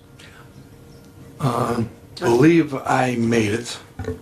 I believe I was requesting all the local authorities involved in this to sign off on it. I think it was Center Township, it was the trustees, it was whatever governing body touched that part of it to make sure that they were all on board with it before moving anything goes forward. Okay. I applaud the effort. I'm agreeing with everybody in this room tonight. We have to absolutely do something. I'm a part of those figures in that state right there that hits that number over 65. But I'm also my heart tells me too with the fire service, and I've got 38 years invested in that as well. And I listen to what the chiefs have to say here, near and dear. And I do believe it's the right thing to do, and I do believe we need to have the authorities signed off by all parties involved with it. It's not making it political, I'm making it a safe issue. And I'm the one that's got to think about that when I'm out on this board and my kids are going to be up here and that. That's where we have to think about what made it safe. Not that we sat here tonight and made a decision because we thought it might have been the right way to go, when we know in our heart it's got to be signed off and people got to have the input to it. So, If I may, Madam President, I want to make sure the board's clear, and this is a little different than what we normally encounter, but in section 14.08C, that covers nursing homes and senior assisted living, there's a sentence, I just want to make sure the board's aware, and I'm going to read it to you because it's short. The nursing home or senior assisted living facility shall be inspected by the fire department and the county board of health for compliance with the fire code and health code requirements prior to occupancy. So that's a little different than what they're asking for here. So the distinction is, this says it can be built, but nobody can move in there till the local fire and local health department say it's okay. So that's already built into the code, but it's built into the code for after the building's constructed, which is a little backwards, but I didn't write this section, I swear. So, but I would just want to sure it's a different thing. So that limitation is there, but at the end of construction, not as a condition of the variance. You can do both. But I just want to make sure the board's aware of that. thank you. You're right. Yeah, if there are no other questions of the board, then I will entertain a motion. Well, I'll give it a shot as I did last time, then, Melissa. I'm going to echo all the same sentiments I said earlier and agree that the petition should be granted with the stipulations that all parties involved in this thing still have their input to it, and that's what the same stipulation I had last time. That's what the trustees or any governing body that touches this project.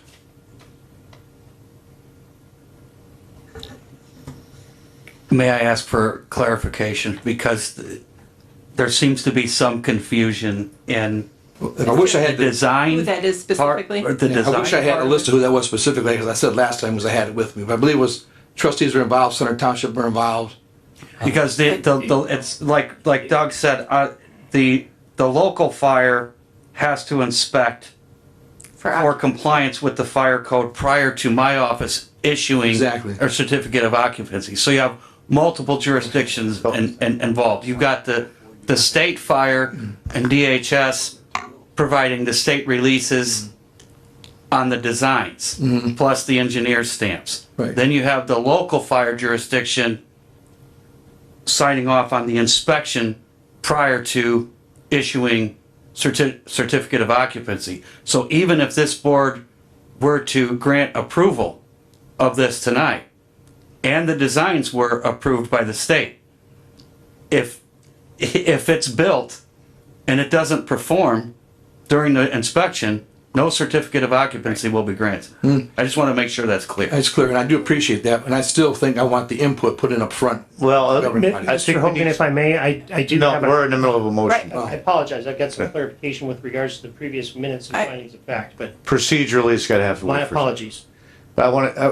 I think we need specificity on who. For example, well, it's all deference to Chief Snyder. They have a mutual aid agreement. The city of LaPorte at this point doesn't have jurisdiction. So that's going to be Center Township that's going to make that call on fire. And if you want a supplement on water, well, that's not 39 North Conservancy District.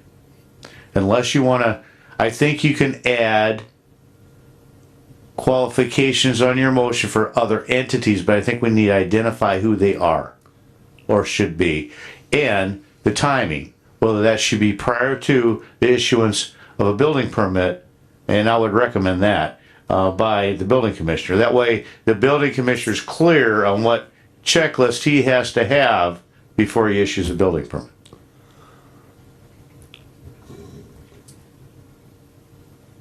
I'm trying to remember without having the in front of me.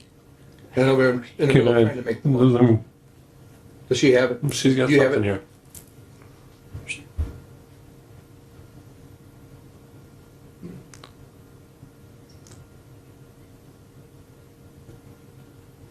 So what I see here, local state agencies and departments whose jurisdictions will determine how said structure and complexes are to be built.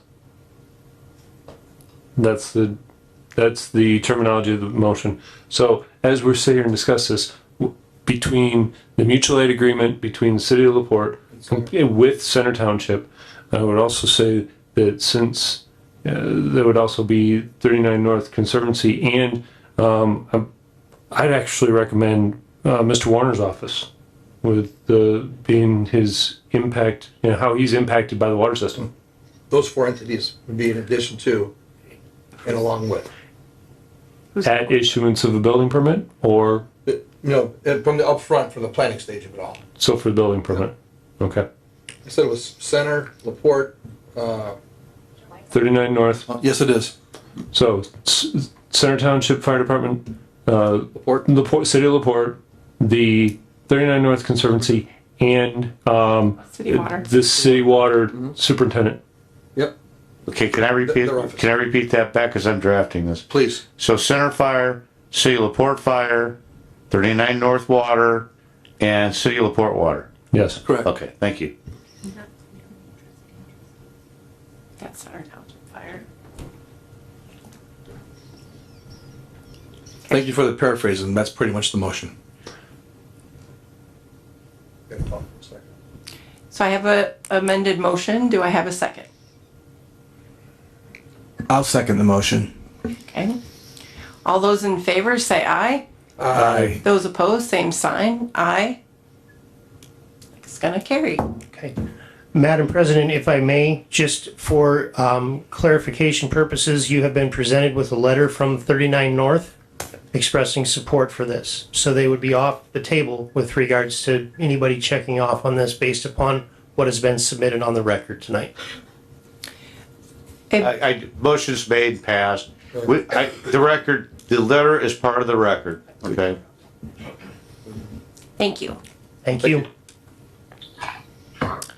All right, petition number 3 this evening is a petition for, I feel like, should we take a bathroom break? Let's take, before we get into that, let's take a 5-minute break. Please. We're gonna be back here at 7:50. Significantly. We gotta get the scores. Is Anthony on? Ashley, he's ready? Yes, I am. Okay. Thank you. So petition number 5, or 3. Yeah, you wish. 3, rather. Again, just to remind everybody, it was tabled. We removed it from the table at the beginning of the meeting. And we're just going to listen to the new information or any outstanding issues from the previous meeting. So this petition for special exception for Open Road Renewables LLC and Monroe Power LLC, represented by counsel Anthony Novak of Newby Lewis, Kaminsky and Jones LLP, for creation of a utility substation, specifically a battery energy storage system facility for the property located at 6044 South State Road 104, Walkerton, Lincoln Township, zoned ag, on a total of 71.15 acres. Is notice still adequate for the record? Right, there's no, it was not necessary renotice because we gave We asked for additional information. Yep. Yeah, I want to clarify, tonight is the answer to the board's request for additional information. Yes. Thank you. And Anthony, I understand that congratulations are in order? Yes, much. Yeah. Yep. 3 weeks ago, we had a baby girl. So she's healthy, and my wife's healthy, which is a good thing. Don't have very much sleep, but I'd rather have a healthy baby than sleep. So thank you. Awesome. But I was able to get off dad duty for a little bit so that I could present tonight rather than hand it off to my partner. And as Doug indicated, I just want to remind everyone of where we left off last month, talk about what we've done since then, and I'm going to turn it over to Cyrus, who is going to elaborate on what we have done since then and the conditions that we are going to impose on this project. So at the end of last meeting, this matter was tabled, and some of you guys asked for certain things. Dwayne specifically said he wanted to make sure there was enough information without having additional contingencies, and asked if board members could submit questions. Glenn asked that we submit information related to an emergency management plan, training, and other things to make the project safe. Melissa ultimately asked if we could make that information available to the public. We've done just that. So what Cyrus is going to elaborate on tonight, we received questions from the board and from Mike Poland. We reached out to some community members, some of which attended last month's meeting, to provide them additional information and address concerns. That includes Mark Parkman. You may remember he was there at the last meeting on behalf of Farm Bureau. I talked with him today, provided him some information. It also includes Randy Novak, in his capacity as a former fire chief of the Michigan City Fire Department and current chairman of the LaPorte County Fire Chiefs Association. One of the biggest things we did on May 9th was we hosted a meeting with various fire and EMS personnel, where we had an expert on energy storage systems from American Fire Technologies discuss fire safety related to these systems and address any questions. There's good attendance, but some people to know, Jeff Hamilton from County Hazmat and the Assistant Chief of Walkerton Fire Department, Bill Duttlinger, Chief of Lincoln Township Fire Department, Kevin Bloom of Pleasant Township Fire Department, and also Jim Pressel, State Rep. And then finally, Melissa asked that we have information for the public, and we created an informational packet that each of you have in front of you that have 3 sections to it. It's got a question and an answer. So basically, we took all the questions that we received, and each time we received them, we updated the website. So the packet was being updated a few times. I think it got updated a matter of maybe 4 or 5 times. It then has 5 conditions that we've asked that we will be able to voluntarily impose on ourselves prior to a building permit being issued. And not to go into all of them, but take, for example, number 1. Our first one is an emergency management plan. And what we have the terms of what the plan will include. But as part of our request, we will be submitting that to the county, and then prior to the county actually issuing the permit, they will have the final sign-off, the final discretion to say, yes, everything is there that we do in fact need to see. So that's just one of the 5. So as I indicated, that was available to the county's website. But at this point, I'd like to turn it over to Cyrus to elaborate on that additional information. Thank you. Can you hear me okay, and can you see my screen? Oh, we can see it now. Okay, great. Well, thanks very much. And as mentioned, I'm going to skip forward to kind of the new items and responses to questions. So you've seen a few of these slides, the fiscal benefits of the project, the location of the project at the bottom of that 71 acres, not the whole 71 acres.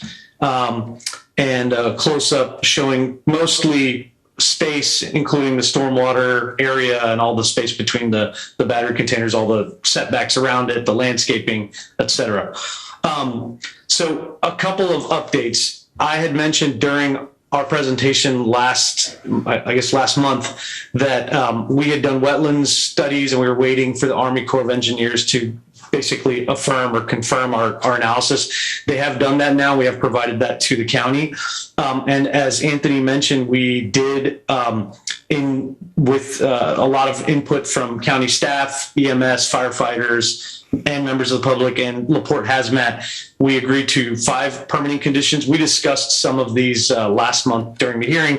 A decommissioning plan, which would include a financial bond, annual EMS training for the life of the project every year, detailed criteria for a site-specific emergency management plan, as Anthony mentioned, the approval of which would be a condition of getting the building permit, installation of an on-site water tank or tanks accessible to local EMS and firefighters, and a Knox box for easy entrance for EMS and firefighters.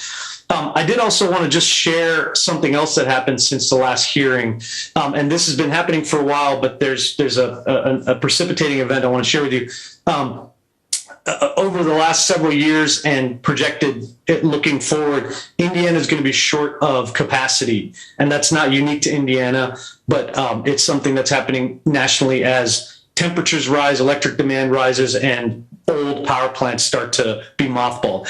And capacity here is a technical term. It's a grid service that are provided by resources like battery energy storage systems or natural gas plants, and they help maintain the grid stability and reliability, especially during high demand, high heat or outage events like heat wave storms. On April 28th, about 2 weeks after the hearing, the Mid-Continent Independent System Operator, MISO for short, announced the results of an annual capacity auction they do, and the area that encompasses Indiana of the grid, the price jumped 4,600%. This is outside the scope of what we agreed we're going to do tonight, Madam President. I'm happy to skip it if you don't want to hear about this. I think as long as it's going to be the new information that we, not revisiting the information that we've already heard. Well, we're going to cover the 5 points the board asked for, but this is not a reopening of evidence. I want to make sure we're clear on what it is we're doing. With all due respect to the presenter, the board has specific questions, and that's what we're going to tackle tonight. Those 5 points. We're not going to reintroduce new evidence. We can move forward on that slide. I thought it was informational, but that's no problem. We'll move forward. Okay, and I did have a clarification on the ownership, but let me know if it's appropriate to talk about the long-term ownership. It was a question from a board member at the end of the presentation last month. I do think that's appropriate. Yeah. Okay, I just wanted to clarify that while this project is adjacent to NIPSCO's substation in NIPSCO's service territory, Monroe could alternately be owned by other Indiana public utilities like Duke or AEP or IPNL, et cetera. As I mentioned on the a couple slides ago, the product that we're providing, which is capacity, is very important to keeping prices down and having grid reliability. And all of these utilities, NIPSCO, Duke Energy, AEP, Indiana Power and Light, they all have active RFPs out right now looking for capacity from resources like battery storage. So all of that is kind of a moot point until we get an approval from this board, and that is an early gating item before we can go and finalize discussions with the NIPSCOs and the Dukes. But I did want to clarify that this is not, somehow only a NIPSCO project. It really could be a number of different utilities that could own this project. But of course, the early first step is this board's vote. So with that, I think I will see if you have any questions and really appreciate the time and consideration. No, I think we can continue. That I think covers the topics that we were presenting on. Yeah, and I can tell you just to clarify. So the 5 conditions that we're willing to impose are rather in depth. The Q&A is rather in depth. But in the interest of time, Doug just indicated that there was information that you guys wanted to receive. So we certainly are happy to hear and talk and clarify these things. But we've submitted this information, but we want to answer whatever additional questions that you all have. Is it appropriate to get into technical? Yes, please. All right. So looking at the question and answer sheet that you've provided, I'm going to jump down to the lessons from the Surprise Arizona Best Fire in 2019. You did give some details here that seems in line with part of the recommendations. One of the biggest things that they mention is cell-to-cell cascading and ventilation. Mm-hmm. How is that incorporated into this design? Sure, happy to answer that. Basically, first off, the facility that you're describing is a facility where humans walk into the facility. So they open a door and they enter. And that was critical to the failure in Surprise, Arizona. And since that facility, which was installed in 2017 or 18, the industry, and even before we get to the design of Monroe, the industry has moved away from those types of containers into these containers that we're proposing here, which essentially are open from the outside. There's no entrance into the container, which introduces all kinds of risk when you open a container that might have, emissions and things like that in it because of a fire. So that's basically what happened in Surprise, Arizona. And step one is redesigning all of these containers to avoid that type of possibility. And for the same reason, move away from building-based designs where, instead of containers, you actually have batteries in buildings. So this is neither of those, it's container-based. The other failures in Surprise, Arizona were really education, training, and information related. The EMS, for example, did not know that there was a battery storage project out in Surprise, Arizona. So when they arrived to respond to this emergency, they had no idea what they were responding to. That is completely 180 degrees different than our proposal here and our approach here. And in fact, I don't think any battery storage project in the country would ever be permitted without something, much more robust like we're presenting here. So those are two of the key responses to, what are the lessons learned from that event.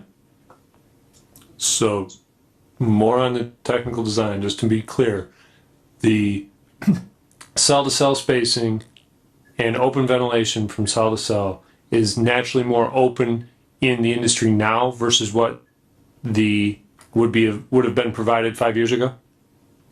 No, again, the cell-to-cell spacing was not a central issue of that emergency. Basically, there was battery failure, and there were gases released, and because there was no training where they opened the container when they should not have approached the container, and that created, the incident. So it's almost entirely a combination of the fact that there's a door to open and the fact that the EMS folks had no education, knowledge of the facility even. So that really created a perfect storm. And of course, this is completely different than that. Okay. So I think before we check for remonstrators, I'd like to invite State Rep Pressel up. I think he has some additional information. He is sitting on our legislature currently and has some information that maybe we'd all like to hear before remonstrators. I do. So, and I have to ask you to please state your name and address for the record. Jim Pressel, State Representative, District 20, 1772 North Lofgren Road, Rolling Prairie, Indiana, 46371. Thank you. It's been a busy night here tonight. You've heard a lot about safety. You've heard a lot about codes and restrictions. And we're hearing about new technology. I don't know about you guys, but this is new technology to me. And I sat on utilities in the House 2 years ago. 2 years ago, we created Indiana's first energy task force. As Indiana moves into more renewable energies and new technologies, there's a huge need for stakeholders to be at the table, experts to be at the table, the public to be at the table, to voice an opinion on it, the state fire marshal to be at the table, to talk about what new technology we should be allowing, and at what capacities, what is the need for specific capacities, like the batteries, the proper amount of solar, the proper amount of wind, the proper amount of coal as it phases out. And you heard just a tip of MISO, and maybe you heard that in the first meeting.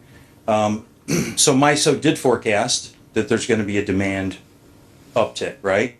So NIPSCO responded with that properly, saying we're going to continue Wheatfield for another 2 years as technology develops. So through this task force, we take all that into consideration. Currently, there's only 5 of these that exist in the state right now, the largest being of 20 megawatts, not very big. And the smallest, which is extremely just experimental, is 0.3. I'm going to point out that all 5 of those are owned and operated by regulated utilities. They're experimental still. We're still trying to figure this out. So this is like way above my pay grade. And I depend on what comes out of this task force and what comes out of all this testimony that then turns into legislation. through that task force, you guys just adopted, or the Planning Commission adopted just recently, some wind and solar stuff, and solar in particular. And that kind of was derived from, given the boilerplate from the state on what we think it should be, and then you make that local decision. So that came from that task force. That's legislation that came from there. What I'm going to tell you is, please don't get in front of the state. And then I'm going to back up just a little bit and say, in 6 years, my philosophy has been, and I've never been in front of this board, the commissioners, or any other board, I'm going to stay in my lane. My job is to provide information, to be a conduit through the state agencies, and to provide the tools that you need to do your job here locally. This is the first time I've been in front of a commission or a board. I feel very strongly that because there are only 5 there, and this is calendared for September to be part of the task force, you need to pull back on the reins and wait to see what the General Assembly comes up with, or at least until September, and see what questions are brought before the General Assembly and that task force. So that task force is made up of not only legislators, we have Duke Energy, I believe, has a seat on that, the stakeholders that are there. So good things really are going to come from that in a good positive direction. So in doing a little bit of research, I was concerned about, have we talked to IDEM? Has IDEM been brought in? And they have not.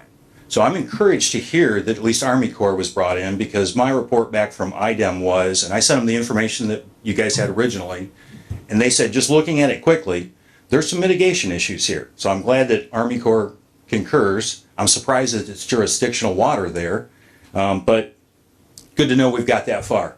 DNR has never been contacted about this project. IURC has not been contacted about this project. I spoke with NIPSCO over the past week, and I'm glad they kind of clarified tonight that this would not be intended for only NIPSCO to make this purchase. Right. Because NIPSCO has had no communication with anybody here. Now, they've had an RFP out that was issued from MISO. So they may have looked at this project not knowing it was Monroe or whoever, because all they have is a MISO number. There's still a feasibility study that needs to be done before an interconnect can be done. They still need to go before the IURC, 6-month process. There's a lot of boxes left to check. I don't know that there's an urgency that this needs to move forward before we can give you good guidance and let you make good decisions based on a boilerplate template to where you can adopt an actual zoning ordinance that will pertain to these type of structures. So I would ask you to hold off and not get in front of what we're about to do, so you don't have to redo it. And I'd be happy to take questions.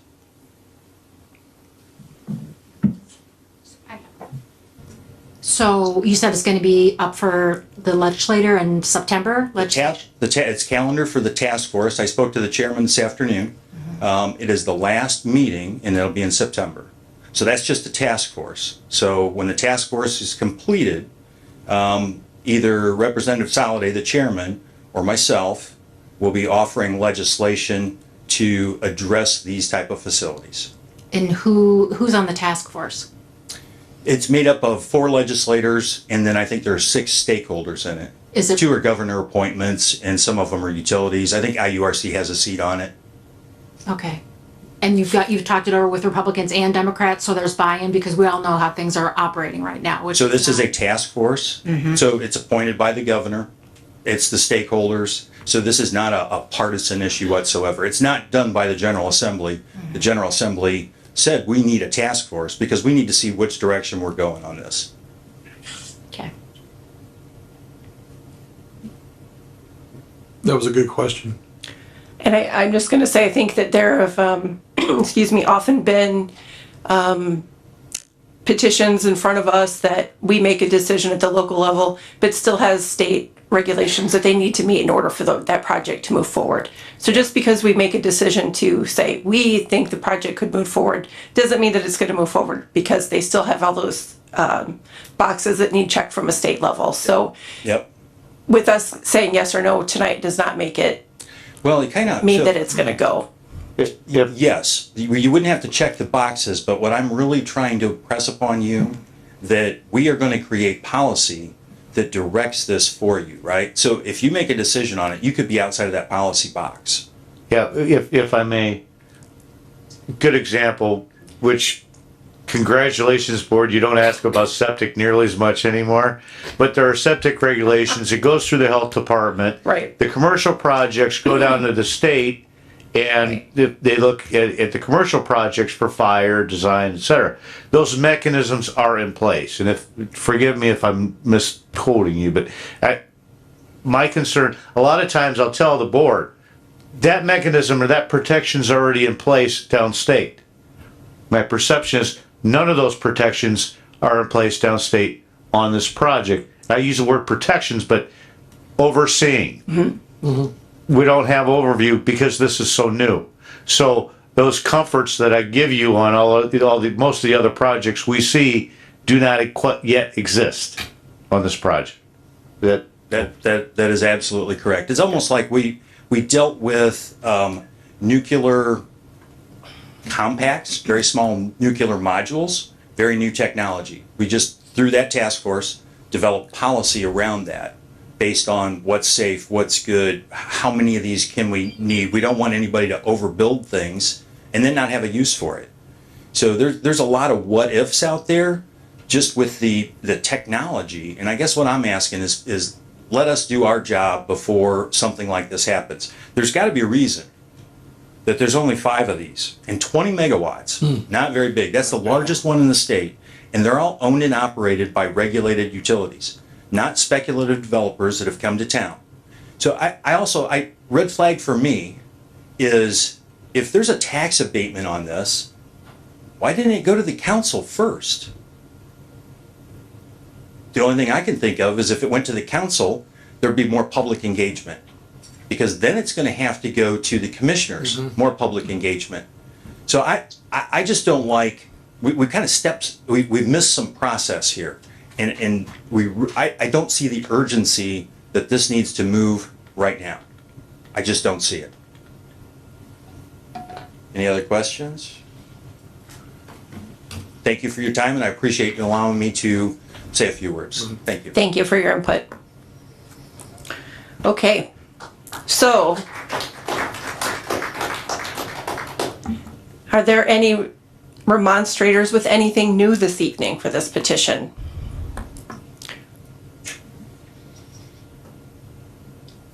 I'll set it up, just because I did last one.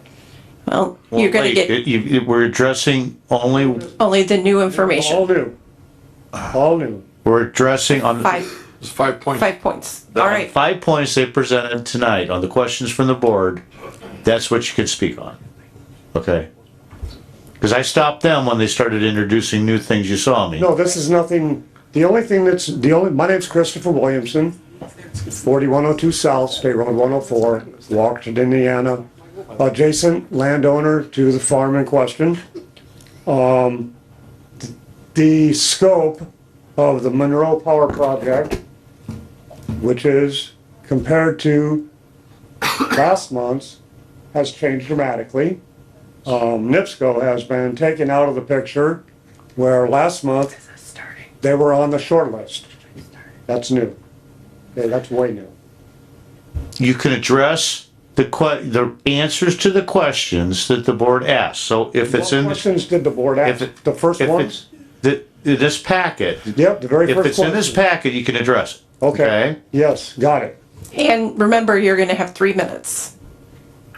I mentioned it at the beginning of You the, did, and everybody's had 11, but that's fine. well, 3 minutes is what it is. Actually, it appears that there's a possibility that Monroe or whoever is doing this isn't aware of the 345 line coming into the substation right now from New Carlisle. It's coming down 600 east right now. It's traveled probably about 18 miles so far. They asked if any special equipment would be needed in the event of emergency, page 1. And they said it handled like a Class A fire, although it is not a Class A fire because you don't just let it burn out. The last question on that one was, what do they do for fire suppression? And they have removed this fire suppression, and they reference a Tesla Megapack. that in July of 2021 in Australia, they had one where only 2 of the battery containers blew up, and they're proposing 108. It took 150 firefighters, 4 days, and 30 fire trucks to make it stop. And it was from one coolant leak, and it had where one lit another, but it was only 2, and it took 4 days and 150 firefighters to put it out.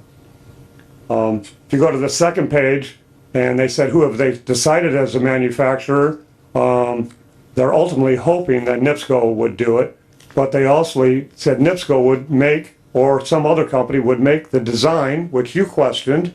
There is no design. Okay, it's all speculative, and procurement. So right now, it doesn't even appear that they're going to procure. They're just purchasing the land, getting the improvements, possibly offering the labor or whatever to do it, but they're wanting someone else to design it and procure all the equipment. And I suppose one of the most important things is the temporary storage of used batteries. Okay, that's huge. They say a sealed temporary storage bin, but it's not been specified on the current site plan. But yet on the current site plan, they get down to the nitty-gritty on how they're going to tie off the pine trees, how high up they're going to go before they put the ropes on. But they can't add one little rectangle where they're going to put storage of the used batteries. Why isn't it on there? It just doesn't make sense. In investigative, I mean, you really don't know, but they say the batteries will last about 10 years, but that's in Texas. Up here in this climate, they're averaging 4.9. So 108 semi-loads of batteries in 5 years, you could have 108 semi-loads full of batteries. And this is the first one, as far as Monroe, of this kind. They do solar fields. Okay, this appears to be the very first battery storage system that they're doing. And they are adjacent to an 11-acre parcel that is considered wetlands, and it's classified wetlands to the south. Their layout does say that they're going to do some deforestation still, and it still references another company called St. Joseph Phase 2, still has an option to purchase. Thank you. And thank you. And so I'm going to ask that you unanimously deny this petition this evening and revisit it after legislation goes through. Thank you. Thank you. Any other remonstrators? Okay, hearing and seeing none. If we could, I'd like to just address one thing, and then I'm going to turn it over to Cyrus and David on some more substantive things. Thank you.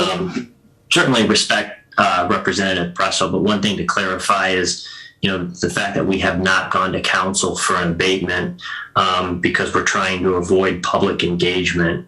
We haven't gone to council because we don't have a permit to actually build the project. It's clearly not because of the fact that we're trying to avoid public engagement. So I do just want to clarify that. But at this point, I'll turn it over to Cyrus and David on some of the other points. Thanks. I do want to try to address some of the Representative Pressel's comments. First off, I'm happy to hear that there's focus on this in a task force. This technology is not new. It is new in Indiana, but it is not new nationally. There's quite a bit of battery storage in other states, and Indiana, as indicated by every public utility that is a regulated public utility, putting out RFPs to be the owners of projects like Monroe. As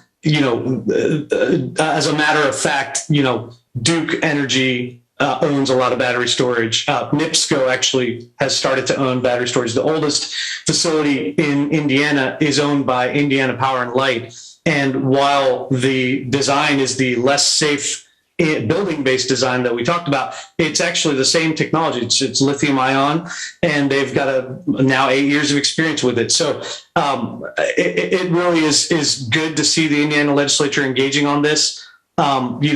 There's always going to be an opportunity to improve, and we absolutely, expect that we will see, evolution in Indiana on statewide policy. That said, this is a land use question, And what we've put before the board here is not going to last forever. This project will die on the vine if a land use approval, which is a gating item. It's an early approval. A lot of the stuff like stormwater plan has to be finalized and approved, on the final design, for example. There's a lot of stuff, the tax abatement even would have to go through and be approved or not. So all of that, none of that can happen if this project just sits here and doesn't get a land use approval. And it does have a feasibility study from MISO. It has a system impact study from MISO. It has a facility study from MISO. It is on track with all 2019 MISO projects to get its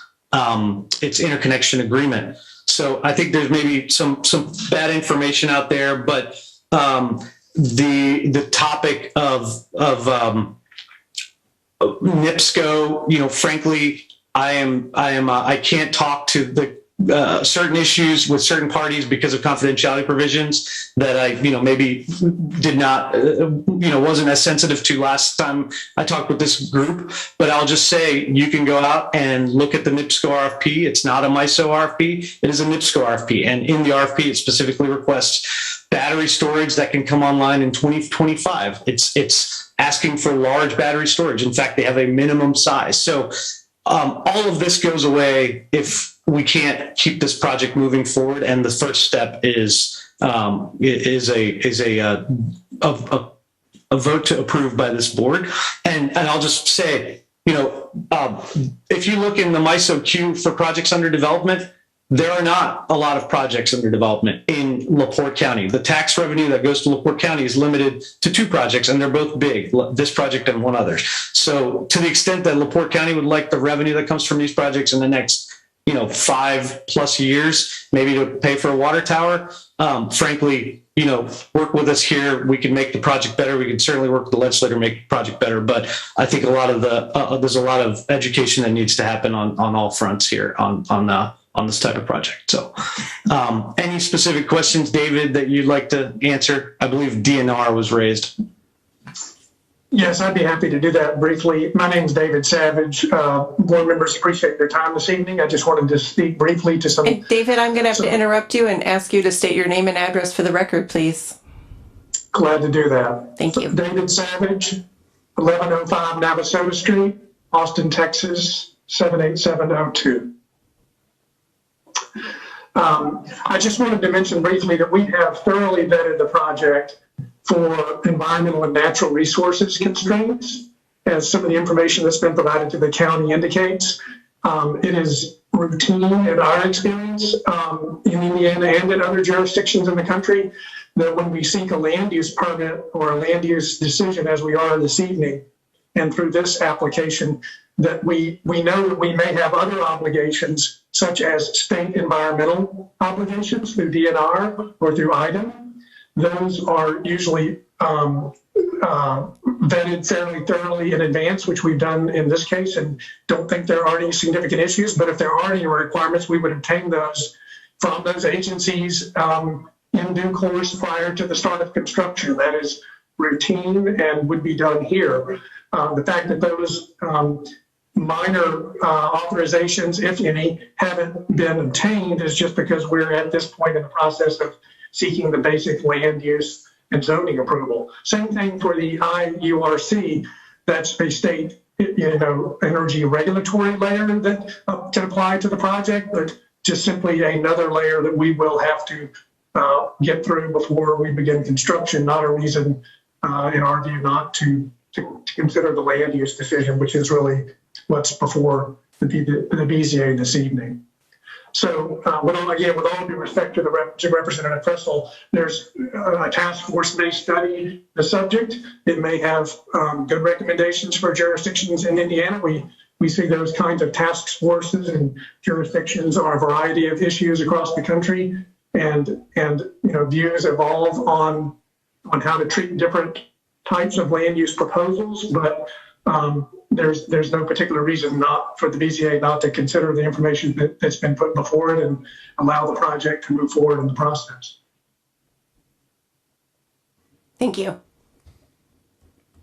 And if I could add one more, I mean, we've incurred indicated these conditions. To the extent there's going to be further legislation as we move through this process, I mean, we did indicate previously that it's going to be at least 3 years before this would occur.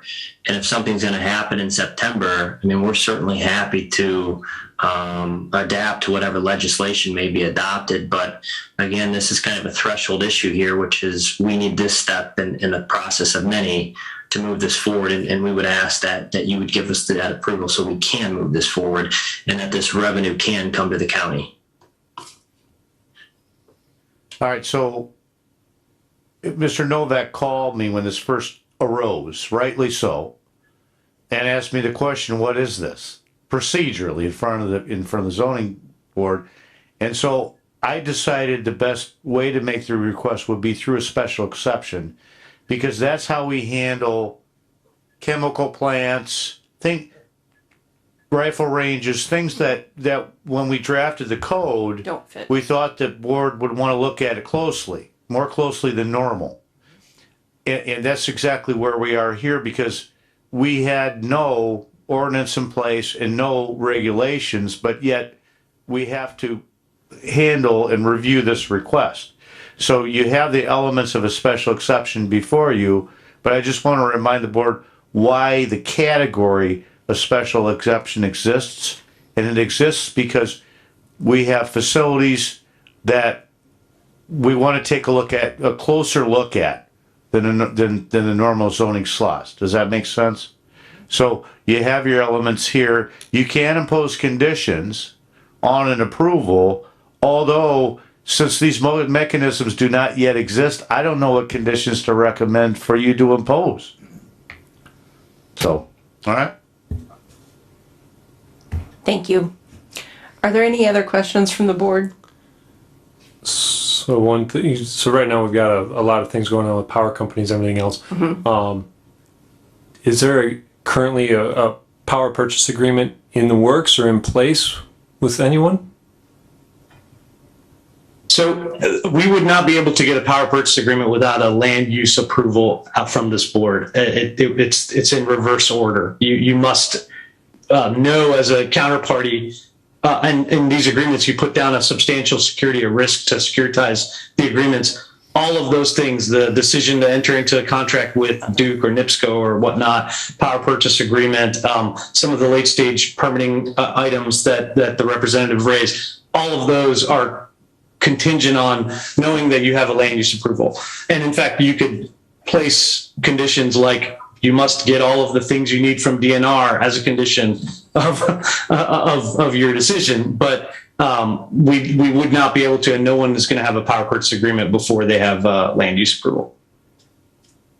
I will mention that in the condition 1, if you have that in front of you, it does reference a whole host of standards, federal standards, fire safety standards. We went through these at length with the EMS community locally, the fire community locally, and most importantly, that condition requires that the emergency management plan be approved by the county as a condition of the building permit. So to the extent that you wanted to see, you'll see a site-specific emergency management plan that addresses this volume of requirements. To the extent that you wanted to see something new or reflect something new in state law or regs, that could go in there, and we would not be able to get a building permit until you approve that. So just flagging that if you haven't looked at that condition closely.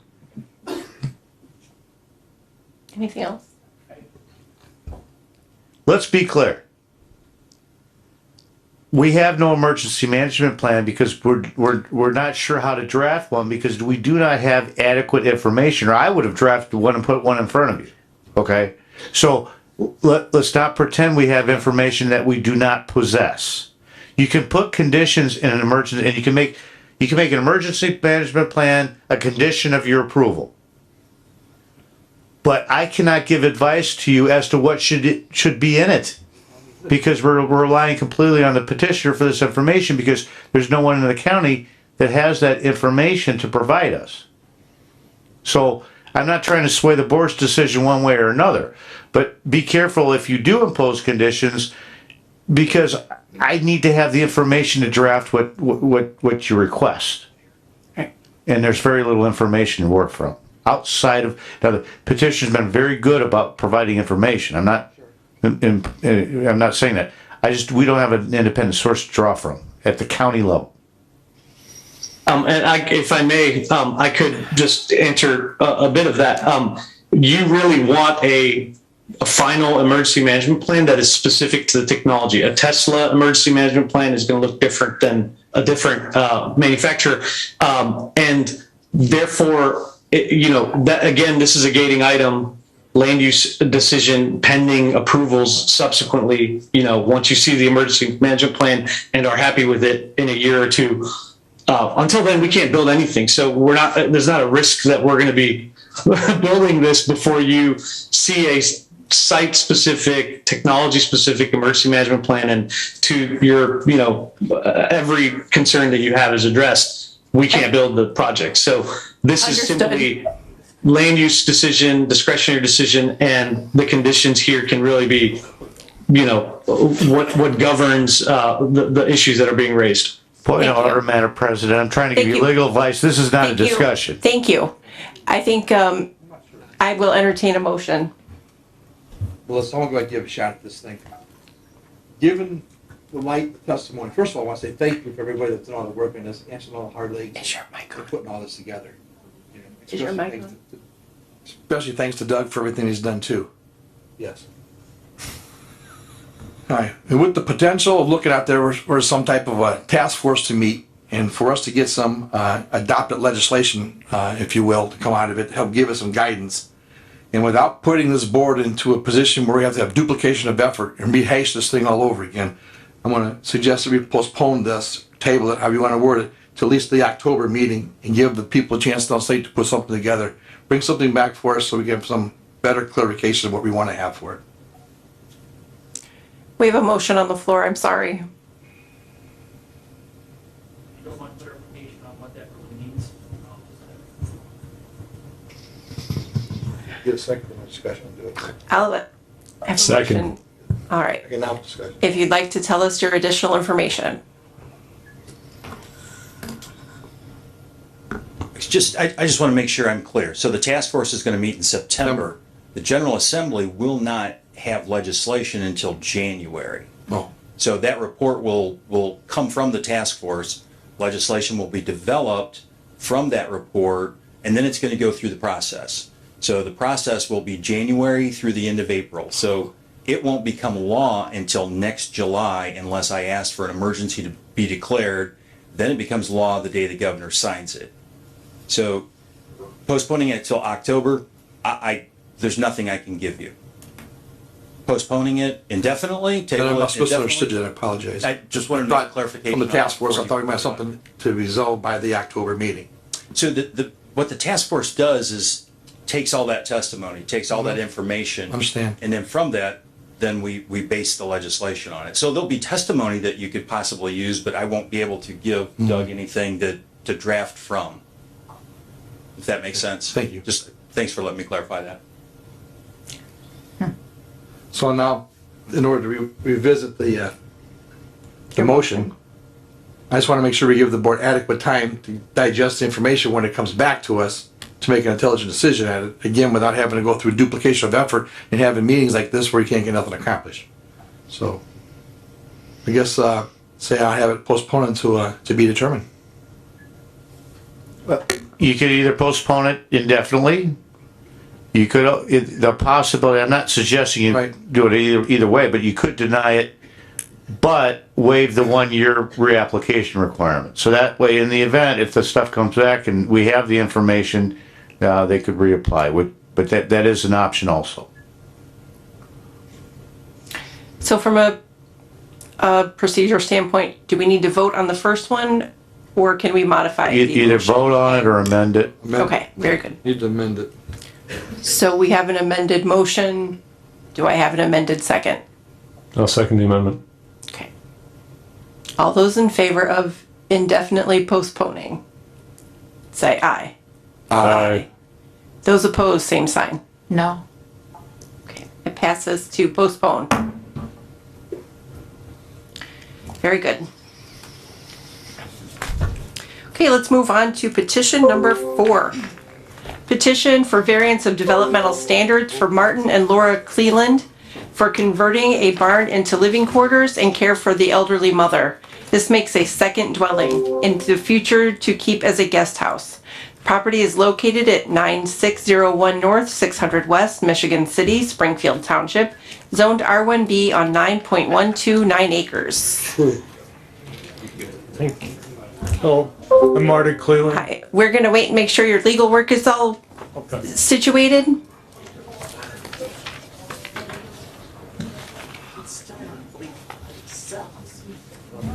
Who? What? Oh, I know. Oh, yeah, that was not appropriate for him to say that. But I don't trust anything that Pressel says either, so. Excuse.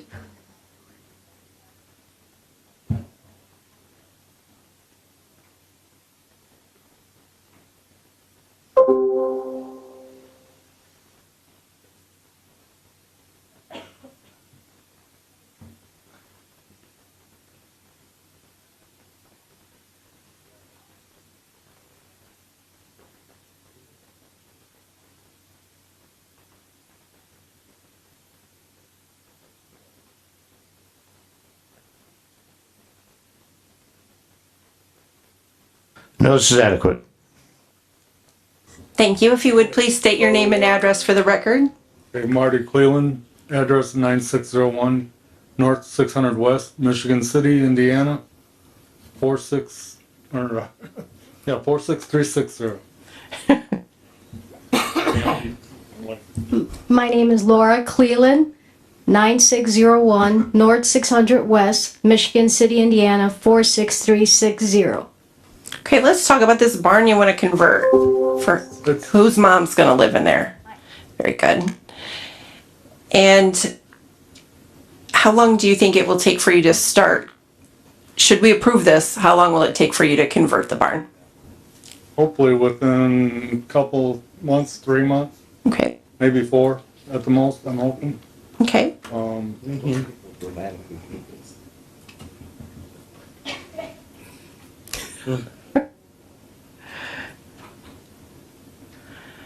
Yeah, quick question. Which barn are you gonna convert? The metal barn or the wood barn? It's the wooden Is your mic barn. on? Building, it's, the main part has a concrete slab.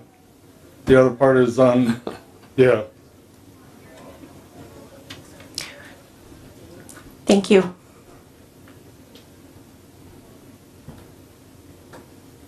And what is your plan to change that over again, please? Just gonna tear it all down and start over, basically?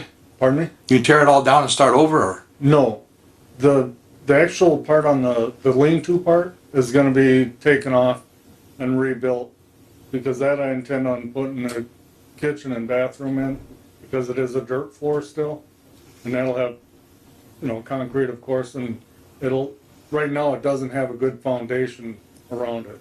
Okay. The rest of it is already a good concrete base with a good foundation. And then once all this is done, you wanna keep it for a future guest house? Yeah. Such as for what and why? Pardon me? Why? Just a guest house for just yourself, relatives? Actually, our son is a disabled military veteran, and he comes and stays with us for approximately a month at a time. And that would be some place for him to reside after the mother-in-law's death. With no intention to make it a rental or anything like that? No, no intention for a rental, no. Do we have any remonstrators this evening for this petition? Anybody either for or against the petition? You think? If there are no further questions, I will entertain a motion. Go for it.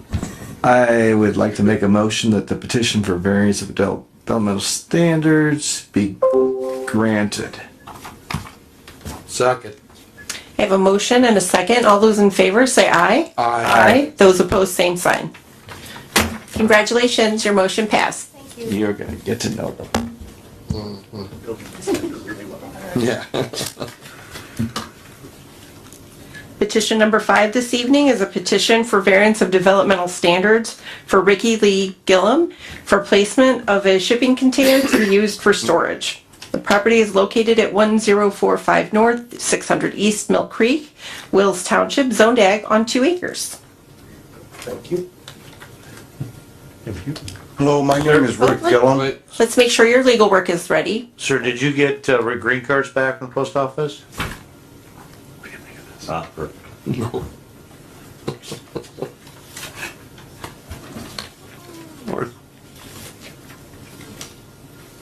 Notice is adequate. Thank you. If you would then state your name and address for the record. My name is Rick Gillum. I live at 210 E Street in LaPorte. The property is at 1045 North, 600 East Mill Creek. And I just kind of needed some kind of storage right away because they're selling the house where I'm living and there's nowhere to rent. So I'm trying to put that together out there on that property. So do you intend to use the shipping container to store materials while you build something out there, or?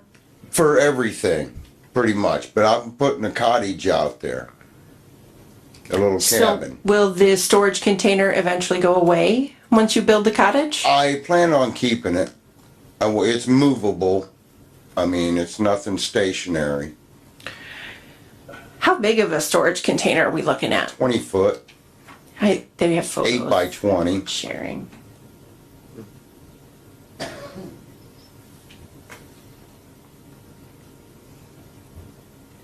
Do we have any remonstrators this evening for this petition? Any remonstrators for or against? Additional questions from the board? You're not living in this thing, are you? No, it's just for storage. How long has it been there? About 3 weeks. How long have you owned the property? About 3 weeks, a month. I just purchased it because we've been trying to find a place to rent. There's nowhere to rent. I found the property, I purchased it. They sold the house. Now I gotta find a way to get a cabin on it to live in it. And that's why I needed that storage so I could store everything in it until we can get the cabin situated. And how soon do you think you're gonna build? Start, The like cabin right is away a Yoder- construction? It's a 14 by 40 building that's already on the property.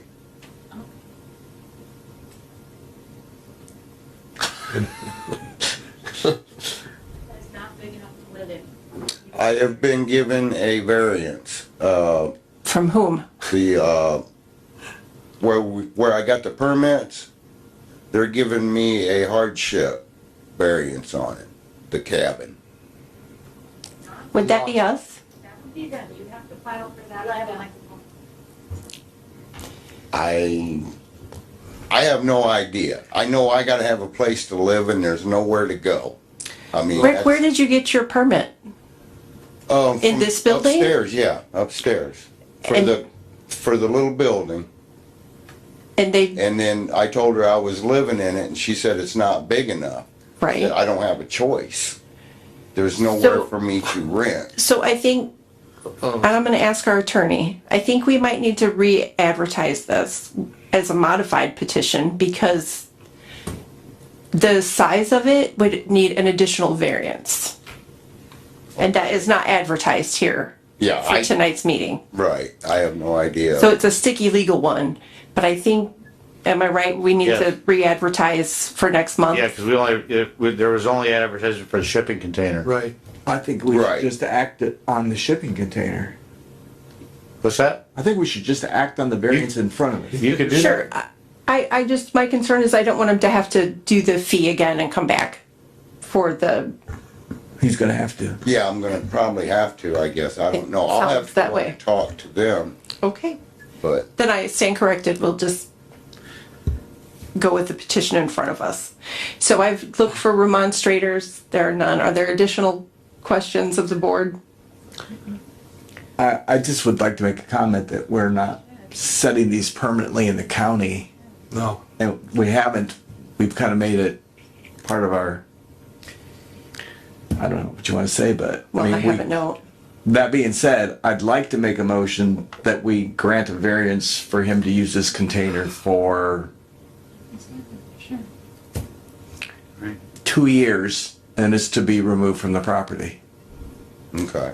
Okay, so that could aid you in your Better than I would. construction. That's my motion. I'll second that.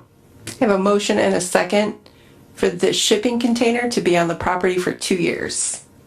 All those in favor say aye. Aye. Those opposed, same sign. Okay, good luck. Thank you. You do want to go talk to the building department again, Okay. please. I will. Okay, perfect, thank you. Okay, number 6 this evening is a petition for variance of use for Nathan and Amy O'Brien for running a landscaping business and to construct a building to run the business in. The building for now to keep stock on site. This property is located at 4234 North, 900 West, Michigan City, zoned R1B on 10 acres. Notice adequate. Thank you. If you would please state your name and address for the record. Nathan O'Brien, 10397 West Elson Drive, Otis, Indiana. I purchased this property last year. I've been in the landscaping industry for 25 years and I've been afforded the ability to start my own business. So I'd like to use this property to start my own nursery for the long term, but also to hold stock and material for my own personal use. It will not be a retail facility by any means. Eventually, I mean, just depends on how well the business goes over the next year or so. I do plan on constructing a pole barn for material and eventually long term, maybe the wife and I will build a house on the property as well. But that's not in any time in the foreseeable future, unless I get So Oh, you're real big. basically looking just to build a pole barn. What size? Maybe 20 by 40. And it'd be on the location where you had it marked off with the stakes? Where is that where it will be? Yeah. No, I did not. Property? I have not marked out anything other than the driveway on Oh, that it's the property. drive? Okay. Yes. We've seen this, that. Do you have Basically want to put a business there with a pole barn and no residents right now. Yeah, correct. And he's not, since you're not going to have people coming on site, customers, you're going to have deliveries though? Yes. Things of that nature? Wholesale deliveries. Yeah. So just to make it official, what kind of hours of operation would you? No, I usually work 10-hour days, 6 days a week. So starting at 6 a.m.? Sure. Well, if there's no customers coming to the Well, business. I'm just wanted to cover, my intent was to cover the bases. So if there were deliveries and things, that Oh. traffic is going to come in and out. Okay. That was where my intent was. If that's okay with the board. It'd have to be. When you say wholesale deliveries, what are we talking about? Are we talking 53-foot trailer? Are we talking box truck? Dump Both. Truck? Okay. Eventually, I'd like to be buying my own semi-loads of trees and plants. So yeah, semi-load of 53-foot trailer, correct? Okay.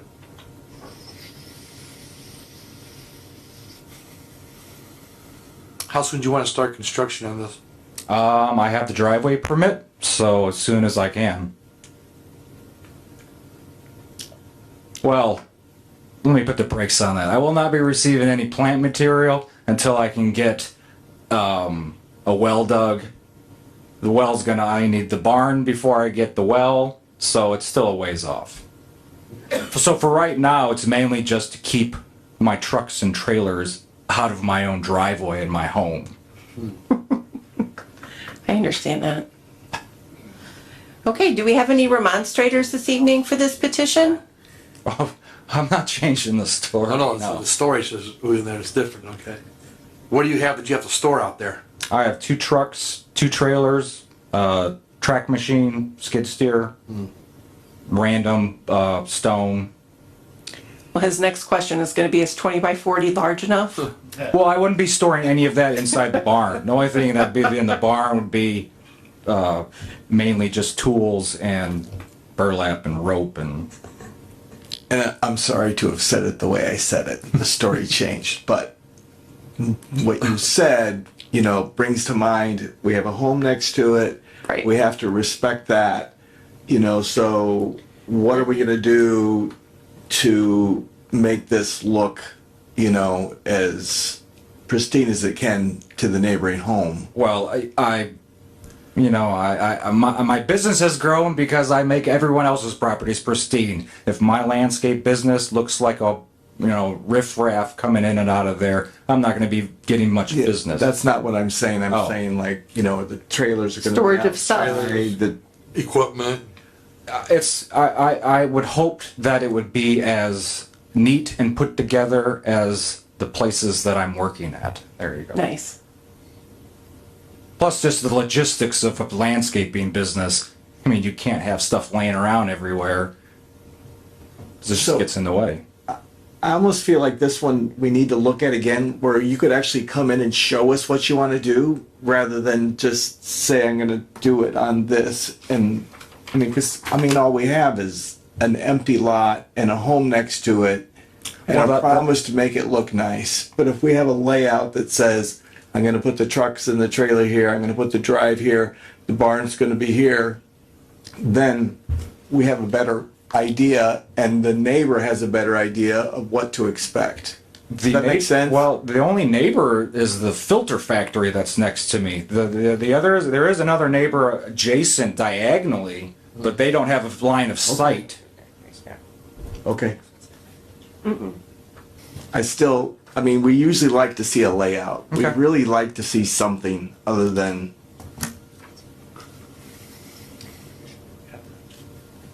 Right? Generally. I have to trust this gentleman for telling me that it's going to look as good as the properties he landscapes.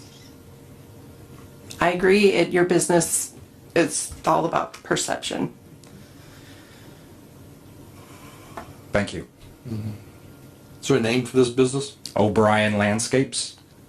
Are you going to put a sign up? Yes. How large?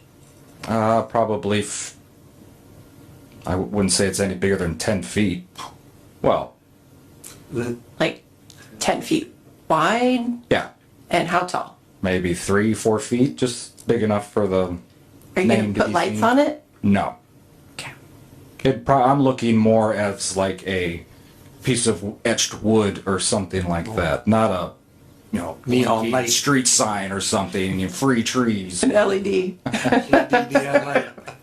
Match the blue lights on the other road.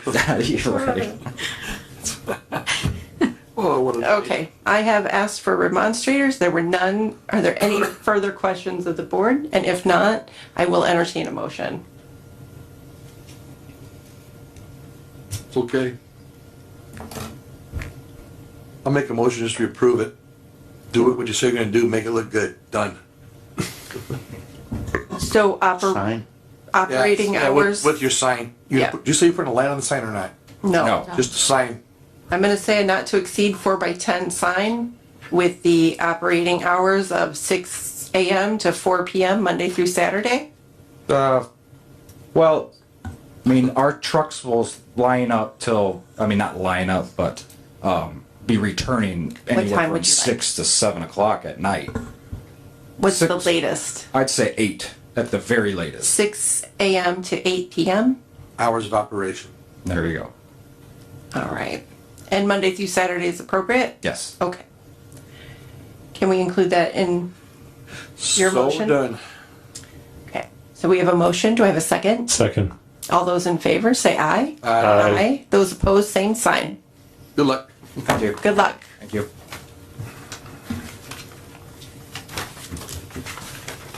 Petition number 6 this evening is a petition for variance of use. I'm sorry, we just heard that one. It's gonna be a long night. David. Petition number 7 this evening is a petition for variance of developmental standards for David and Teresa Legros for construction of an accessory structure, pole barn rather, to the side and in front of the home with a front setback of 7 feet. Property is located at 1374 South Marquette Street, LaPorte, Scipio Township, zoned R1B. Notice is adequate. Thank you. If you would, please state your name and address for the record. Hi, my name is Dave LaGrosse. It's actually 1371 South Marquette. I think on the minutes it had a different address. Oh. That's correct. It's the same odd side of the street as yours. It is, I was gonna say, That's when I stopped and talked to your neighbor. She didn't know what the hell I was talking about, trying to put a bar in her front yard, so. okay. I did want to thank you for your nice drawing. Yes. Is it large enough? Yes. I looked at it, I walked it over, it looks good. And the structure is for storage only? Storage only, correct. Okay.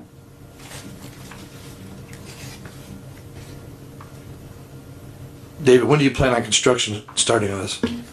I would like to start like tomorrow, but it's just the idea of getting some people, together that can do it, or to hire a contractor that isn't 3, 4, 5, 6 months out. So as soon as I can find somebody to start, or some of the guys I work with, if we have any time, we're gonna get started as soon as we can. Sure. It does, it's very nice. Are there any remonstrators this evening for this petition? Anybody for or against this petition?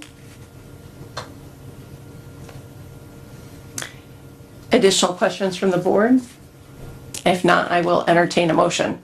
I'll give you one. Petition for Dave and Teresa Legros to construct accessory building pole barn be granted. Second. We have a motion and a second. All those in favor, say aye. Aye. Those opposed, same sign. Good luck. Good luck. All right, thank you very much. You're welcome. You guys got a tough job. Thanks. Petition number 8 this evening is a petition for variance of developmental standards for Sherry Schoaf to split a parcel in two. Primary parcel will retain 200 feet of frontage, and new parcel will have 90 feet of frontage instead of the 200 minimum required. The property is located at 1656 West Springville Road, LaPorte, Springfield Township, zoned R1B on 10.556 acres.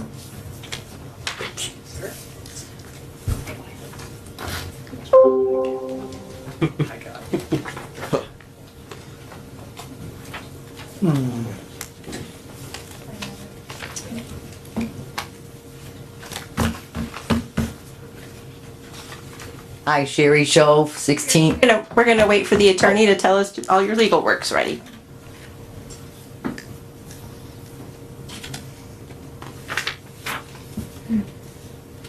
Notice adequate. Thank you. So if you would then state your name and address for the record. Sherry Shove, 1656 West Springville Road, LaPorte, Indiana, 46350. Wow, this is a lot of acreage. So we're gonna split off the house and sell off the rest. Yes, I don't need all that property for little old me. Well, let's see. I'm gonna get your. Yeah. So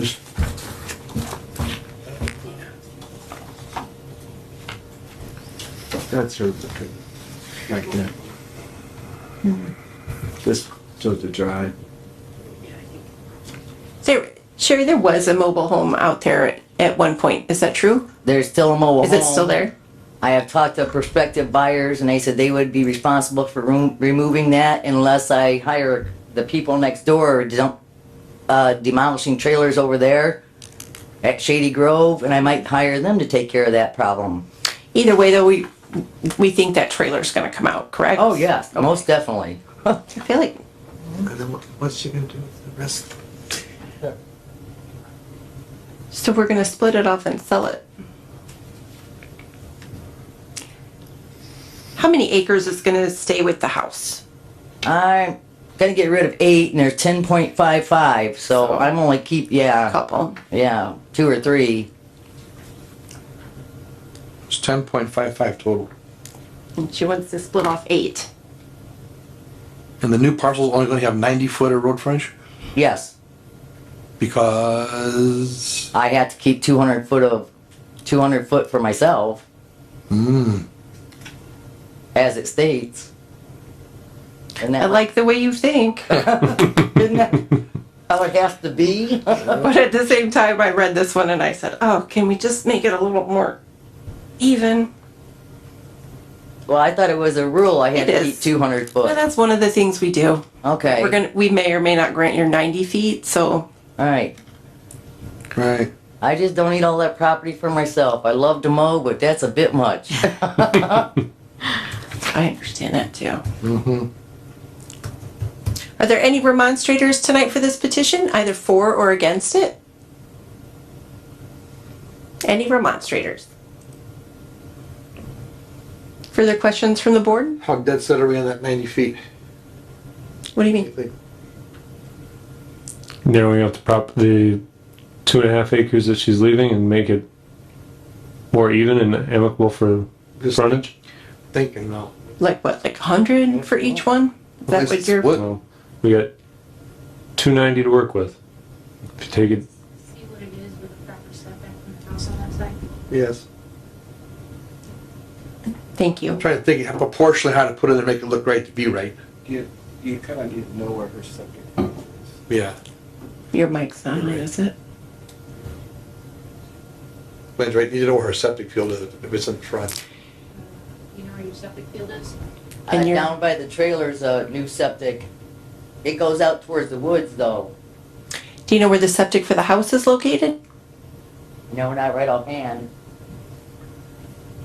Well, I don't want to split your septic. No, no. I kind of had a plan. If you'll see the front of the property, there's a telephone pole here and it follows back. And I want to try to keep that line on this telephone poles. And then after my property of the home, the back of it, they can have it all. The wooded area and all that can go. so have you had a surveyor look at this at all? I've called a few surveyors. Okay, because they certainly would look at your septic and Right. make sure everything is Right. closed. No, not really. I'm okay with that, honestly. She could probably do about 115 and be safe. You know, you're not on mic. Thank you. I'll do screen share.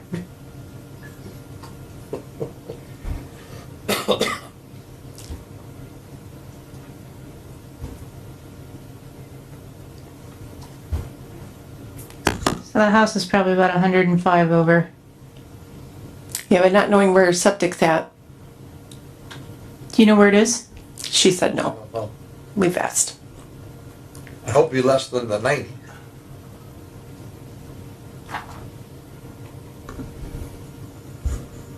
Madam President, what if you do a range? That way when she is Like no able to less get a than 90, surveyor. but not to exceed. I'm good with that. How long have you had the property? February of last year. A survey. Where's a survey ever go?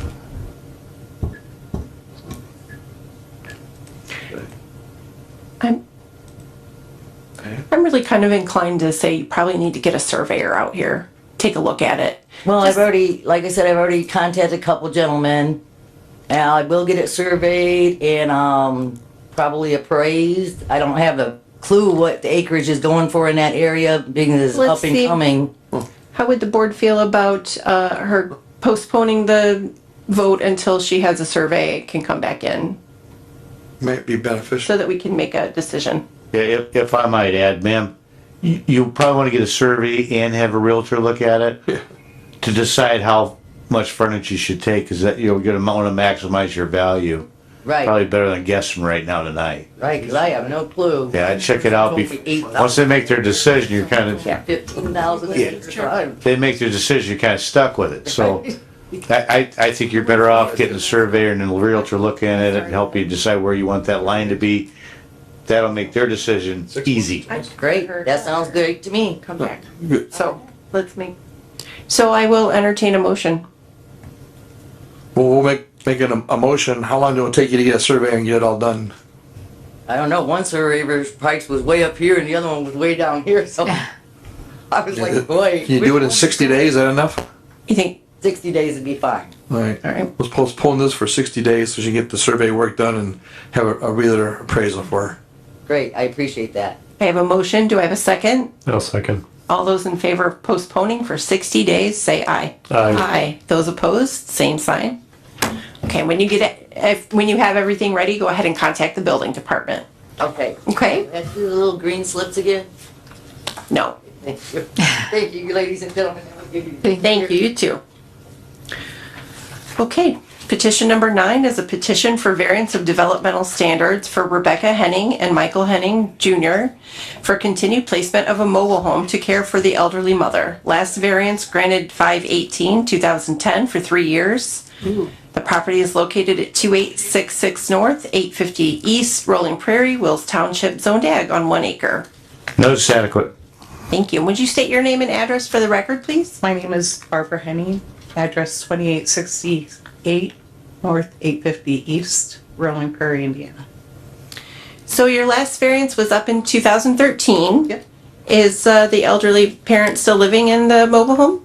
We live in the mobile home. You are currently. So my father-in-law lived in the home with her. And we were actually, because the last time we got in a variance, we were approved for a loan to get a house. And then my father-in-law got real sick. So we stayed there to help take care of her, to help her with the bills, take care of the property. And we do maintain the property real well. I know when Ashley came out and took pictures, the front of the mobile home did not look like it should be looking. And I have taken care of that. I've just been working a lot of hours. I work at Notre Dame and we have 2 commencements and Garth Brooks and everything else going on. So, and I work in events, so I'm like right in the middle of it. But I took this week off and I've been out there. I got the front of it all cleaned up and looking like it normally does look. And I did take pictures. So what prevented you from returning for the variance from 2016 till Just now? forgot I'm working and did not think of it. So you do understand, should we approve your variance, it's your responsibility to come back to us within Yes. the allotted time period? Absolutely. Okay. And so we're staying there as long as my mother-in-law is alive. And then we'll take over the property after that. And the mobile home will be moved. We will not keep it on the property. What year is the mobile home? So it was purchased brand new when it was put on the property. I think it may be 25 years old, but we do maintain the skirting on it. We repair any holes if there's holes. You know, I keep the shutters painted in bright colors. I know, it's and- nice. So we do maintain the property. So who lives in the house currently? My mother-in-law. Okay. So she's going to stay in the house. You and your husband are going to live in the mobile home We've lived in the mobile home. until she is unable to live in the house. Yes. And then then the mobile home will go away. It's Okay. gone. Yeah. Okay. Yeah, my mother-in-law and my father-in-law built that house, so we like to keep the house in the family. No, and then the mobile home does look like it is well maintained. It is. Do we have any remonstrators this evening, either for or against this petition? Any remonstrators for or against this petition? Okay, seeing none, are there any questions from the board? If not, I'll entertain a motion. I'll make a motion that the petition for variance of developmental standards be granted for a period of 3 years. And also, we could put on there that, you know, when the mobile home is not needed for your use, that it will be removed. Yes. Thank you. 3 years renewable? Renewable 3 years. So in 3 years, I just come down and pay the $100 variance? Do I You need come to back in back front of us. court? You would need to come back in front of us Okay. in 3 years. Okay. I have a motion. Do I have a second? Second. All those in favor say aye. Aye. Aye. Those opposed, same sign. Good luck. Thank you. Okay, petition number 10 is a petition for variance of developmental standards for Darcy and Gregory Brumley for construction of a new home with a front setback of 5 feet instead of the minimum 25 feet and a side setback of 6 feet instead of the minimum 10. Property is located at 250 Bluffside Road, LaPorte, Center Township, zoned R1B.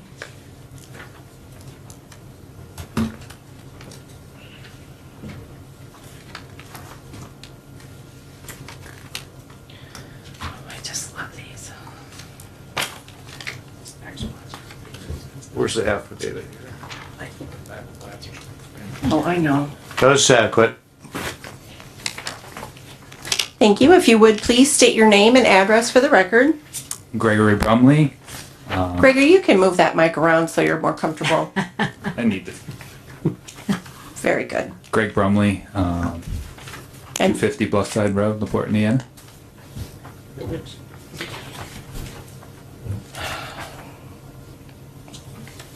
So you're going to build a brand new house. So, Tear this one all the way down? the house that was there was torn down Right. already, so it's And vacant. brand new everything. All right. Let's just ask, are there any remonstrators this evening for this petition, either for or against? Bill. Well, I feel like I have to ask the same question I ask all of them, like, do we have to go all the way to did the parcel get smaller since you bought it? No, it's the same size. At 5 feet. But it appears to be an improvement over what was there, so. The previous house The previous house was out of and compliance significantly. This real one's snug actually on one more in side. compliance. So at least you're centering it back up, and it is a improvement. I'll ask you, did you pick out a builder yet?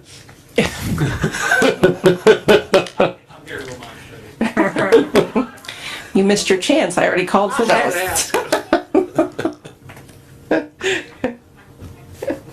Are there any other questions from the board? On record.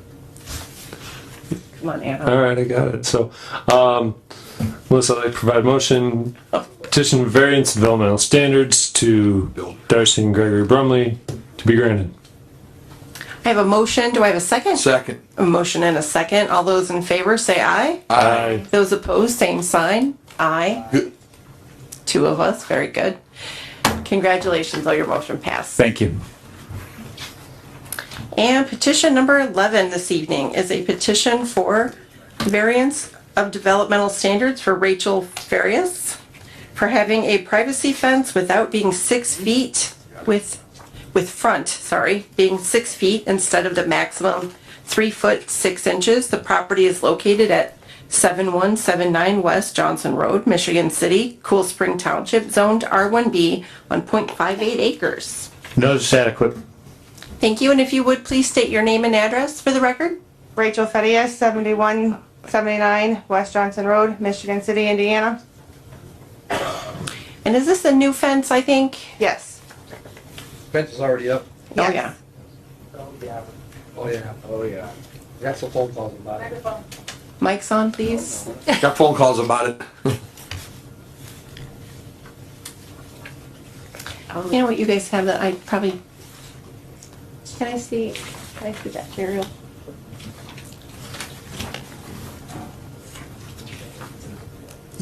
Yeah. I love the one picture. Yeah.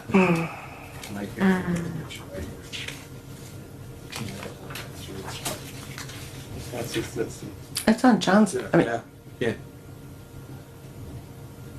is it The front, Johnson. the front, yeah. Is there any particular reason why you fenced across the whole front of it on Johnson Road there? Yes. As our house does not have a entry or exit straight to the backyard, we have 5 dogs. We've had one that was hit last month and had to have a leg amputated. So for the safety of my dogs and traffic, I needed a fence tall enough to keep my dogs in the yard.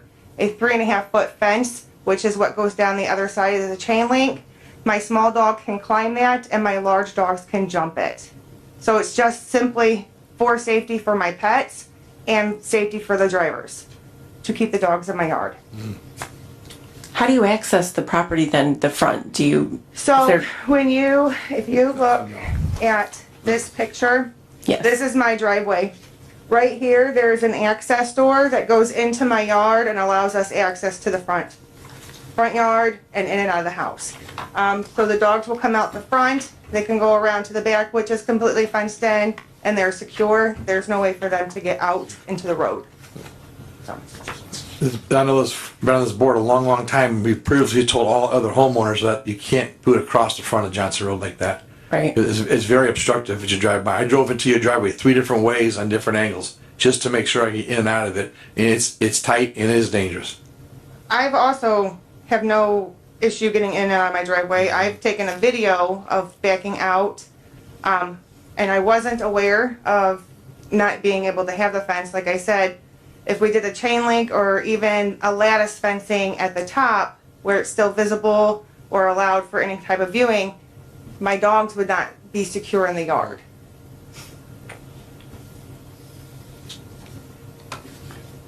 I'm just gonna. What do you think about moving the fence back away from the road farther? I know it will shrink your yard. It will shrink my yard quite a bit, and with having 5 dogs that are all German Shepherds, No. it doesn't allow enough room.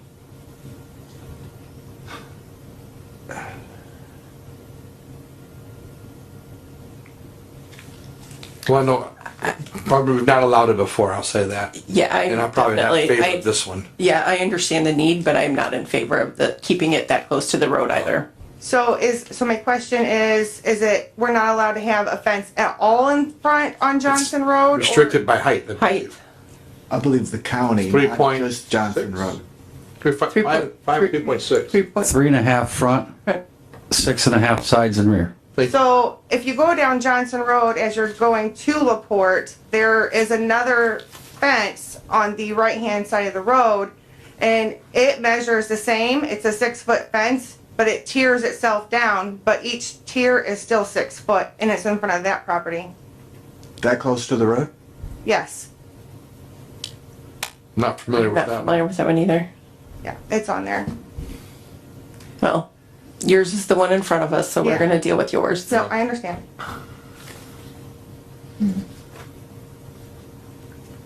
I'm trying to think of a plausible answer for it. I know the front's got to come down, I understand that. You can't stay like that.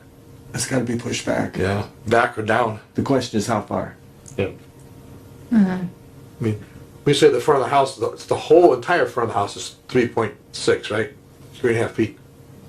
So if she pushed it back 1 foot or 12 feet, it'd still be 3.5 foot. Right. Right. It'd basically have to go all the way back to the front plane of the house, right? Right. Right. Can I see the aerial again? Yes. I'm sorry. You know, as I look at this, it almost looks like it's outside of the right of way too. It is. Is on the right, it's on the roadside of the right of way. I'm saying, so I drove it in 3 different ways. And with my wife taking a ride, getting in and out. It took a while to get in and out of that. How far back do you think it should be moved? Well, it doesn't matter how far back, that's what I asked, because it has to be 3 foot, 3.5 foot, no matter how far back you push it. I guess for the purpose of, If you put, how far back would you have to push it to make it safe? Yes, she's gonna To leave leave the front the- yard, but leave it leave 6 the foot, but height, push it but- back towards the home. 10 feet? I don't know. That still has to be a variance though.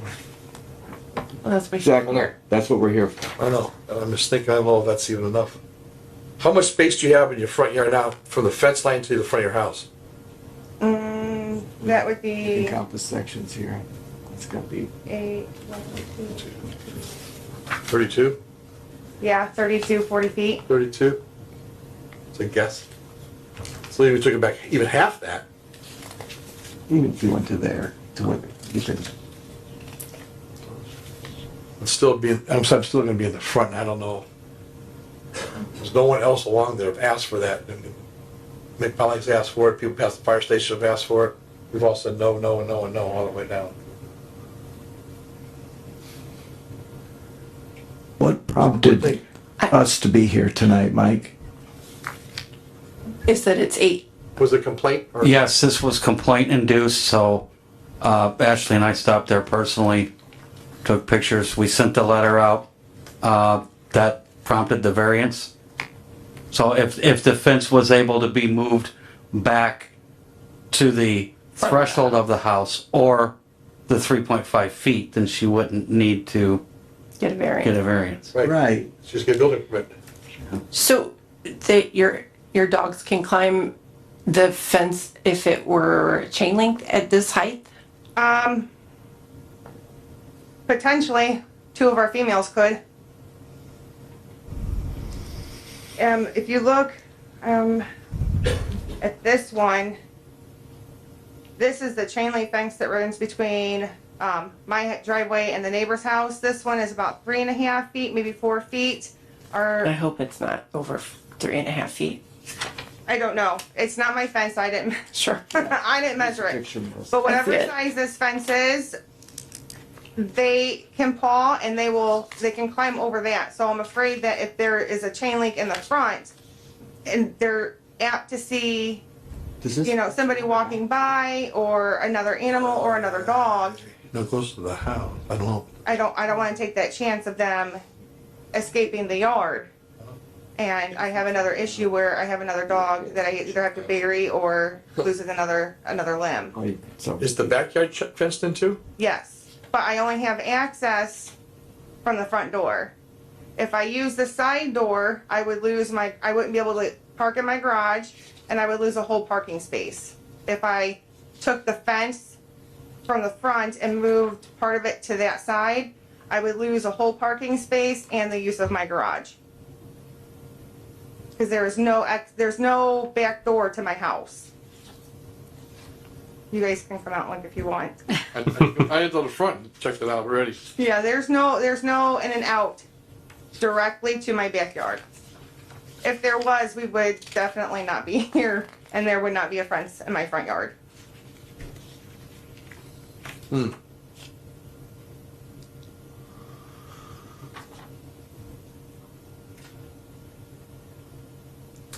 This is definitely a conundrum. It is.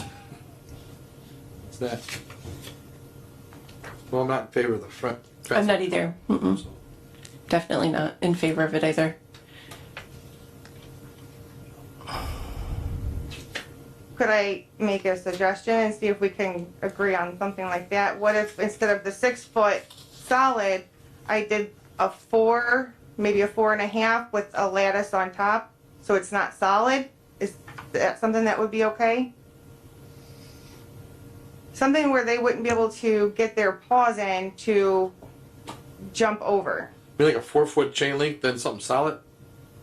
No, she means like 3.6 feet solid and lattice or something open on the top. Even a lattice doesn't provide a whole lot of visibility through it. I mean, I know. About the same thing I got now.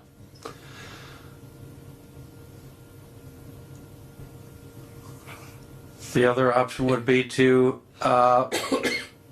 leave it at the height it's at, but compromise on a distance setback for obstruction on getting in and out in traffic. Yeah, I think that was one of Glenn's, like maybe 10 feet you thought setback. Oh, pardon me.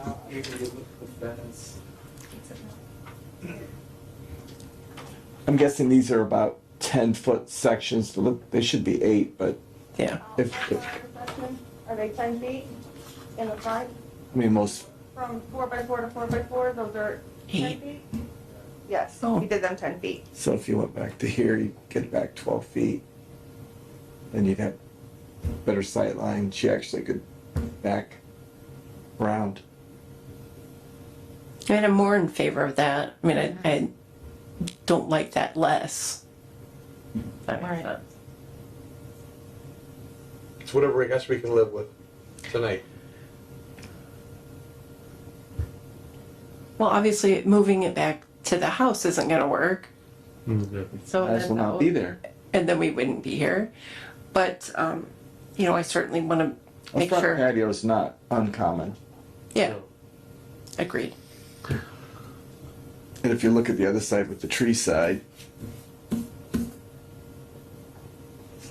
I don't know. Are there any remonstrators this evening for this petition, either for or against?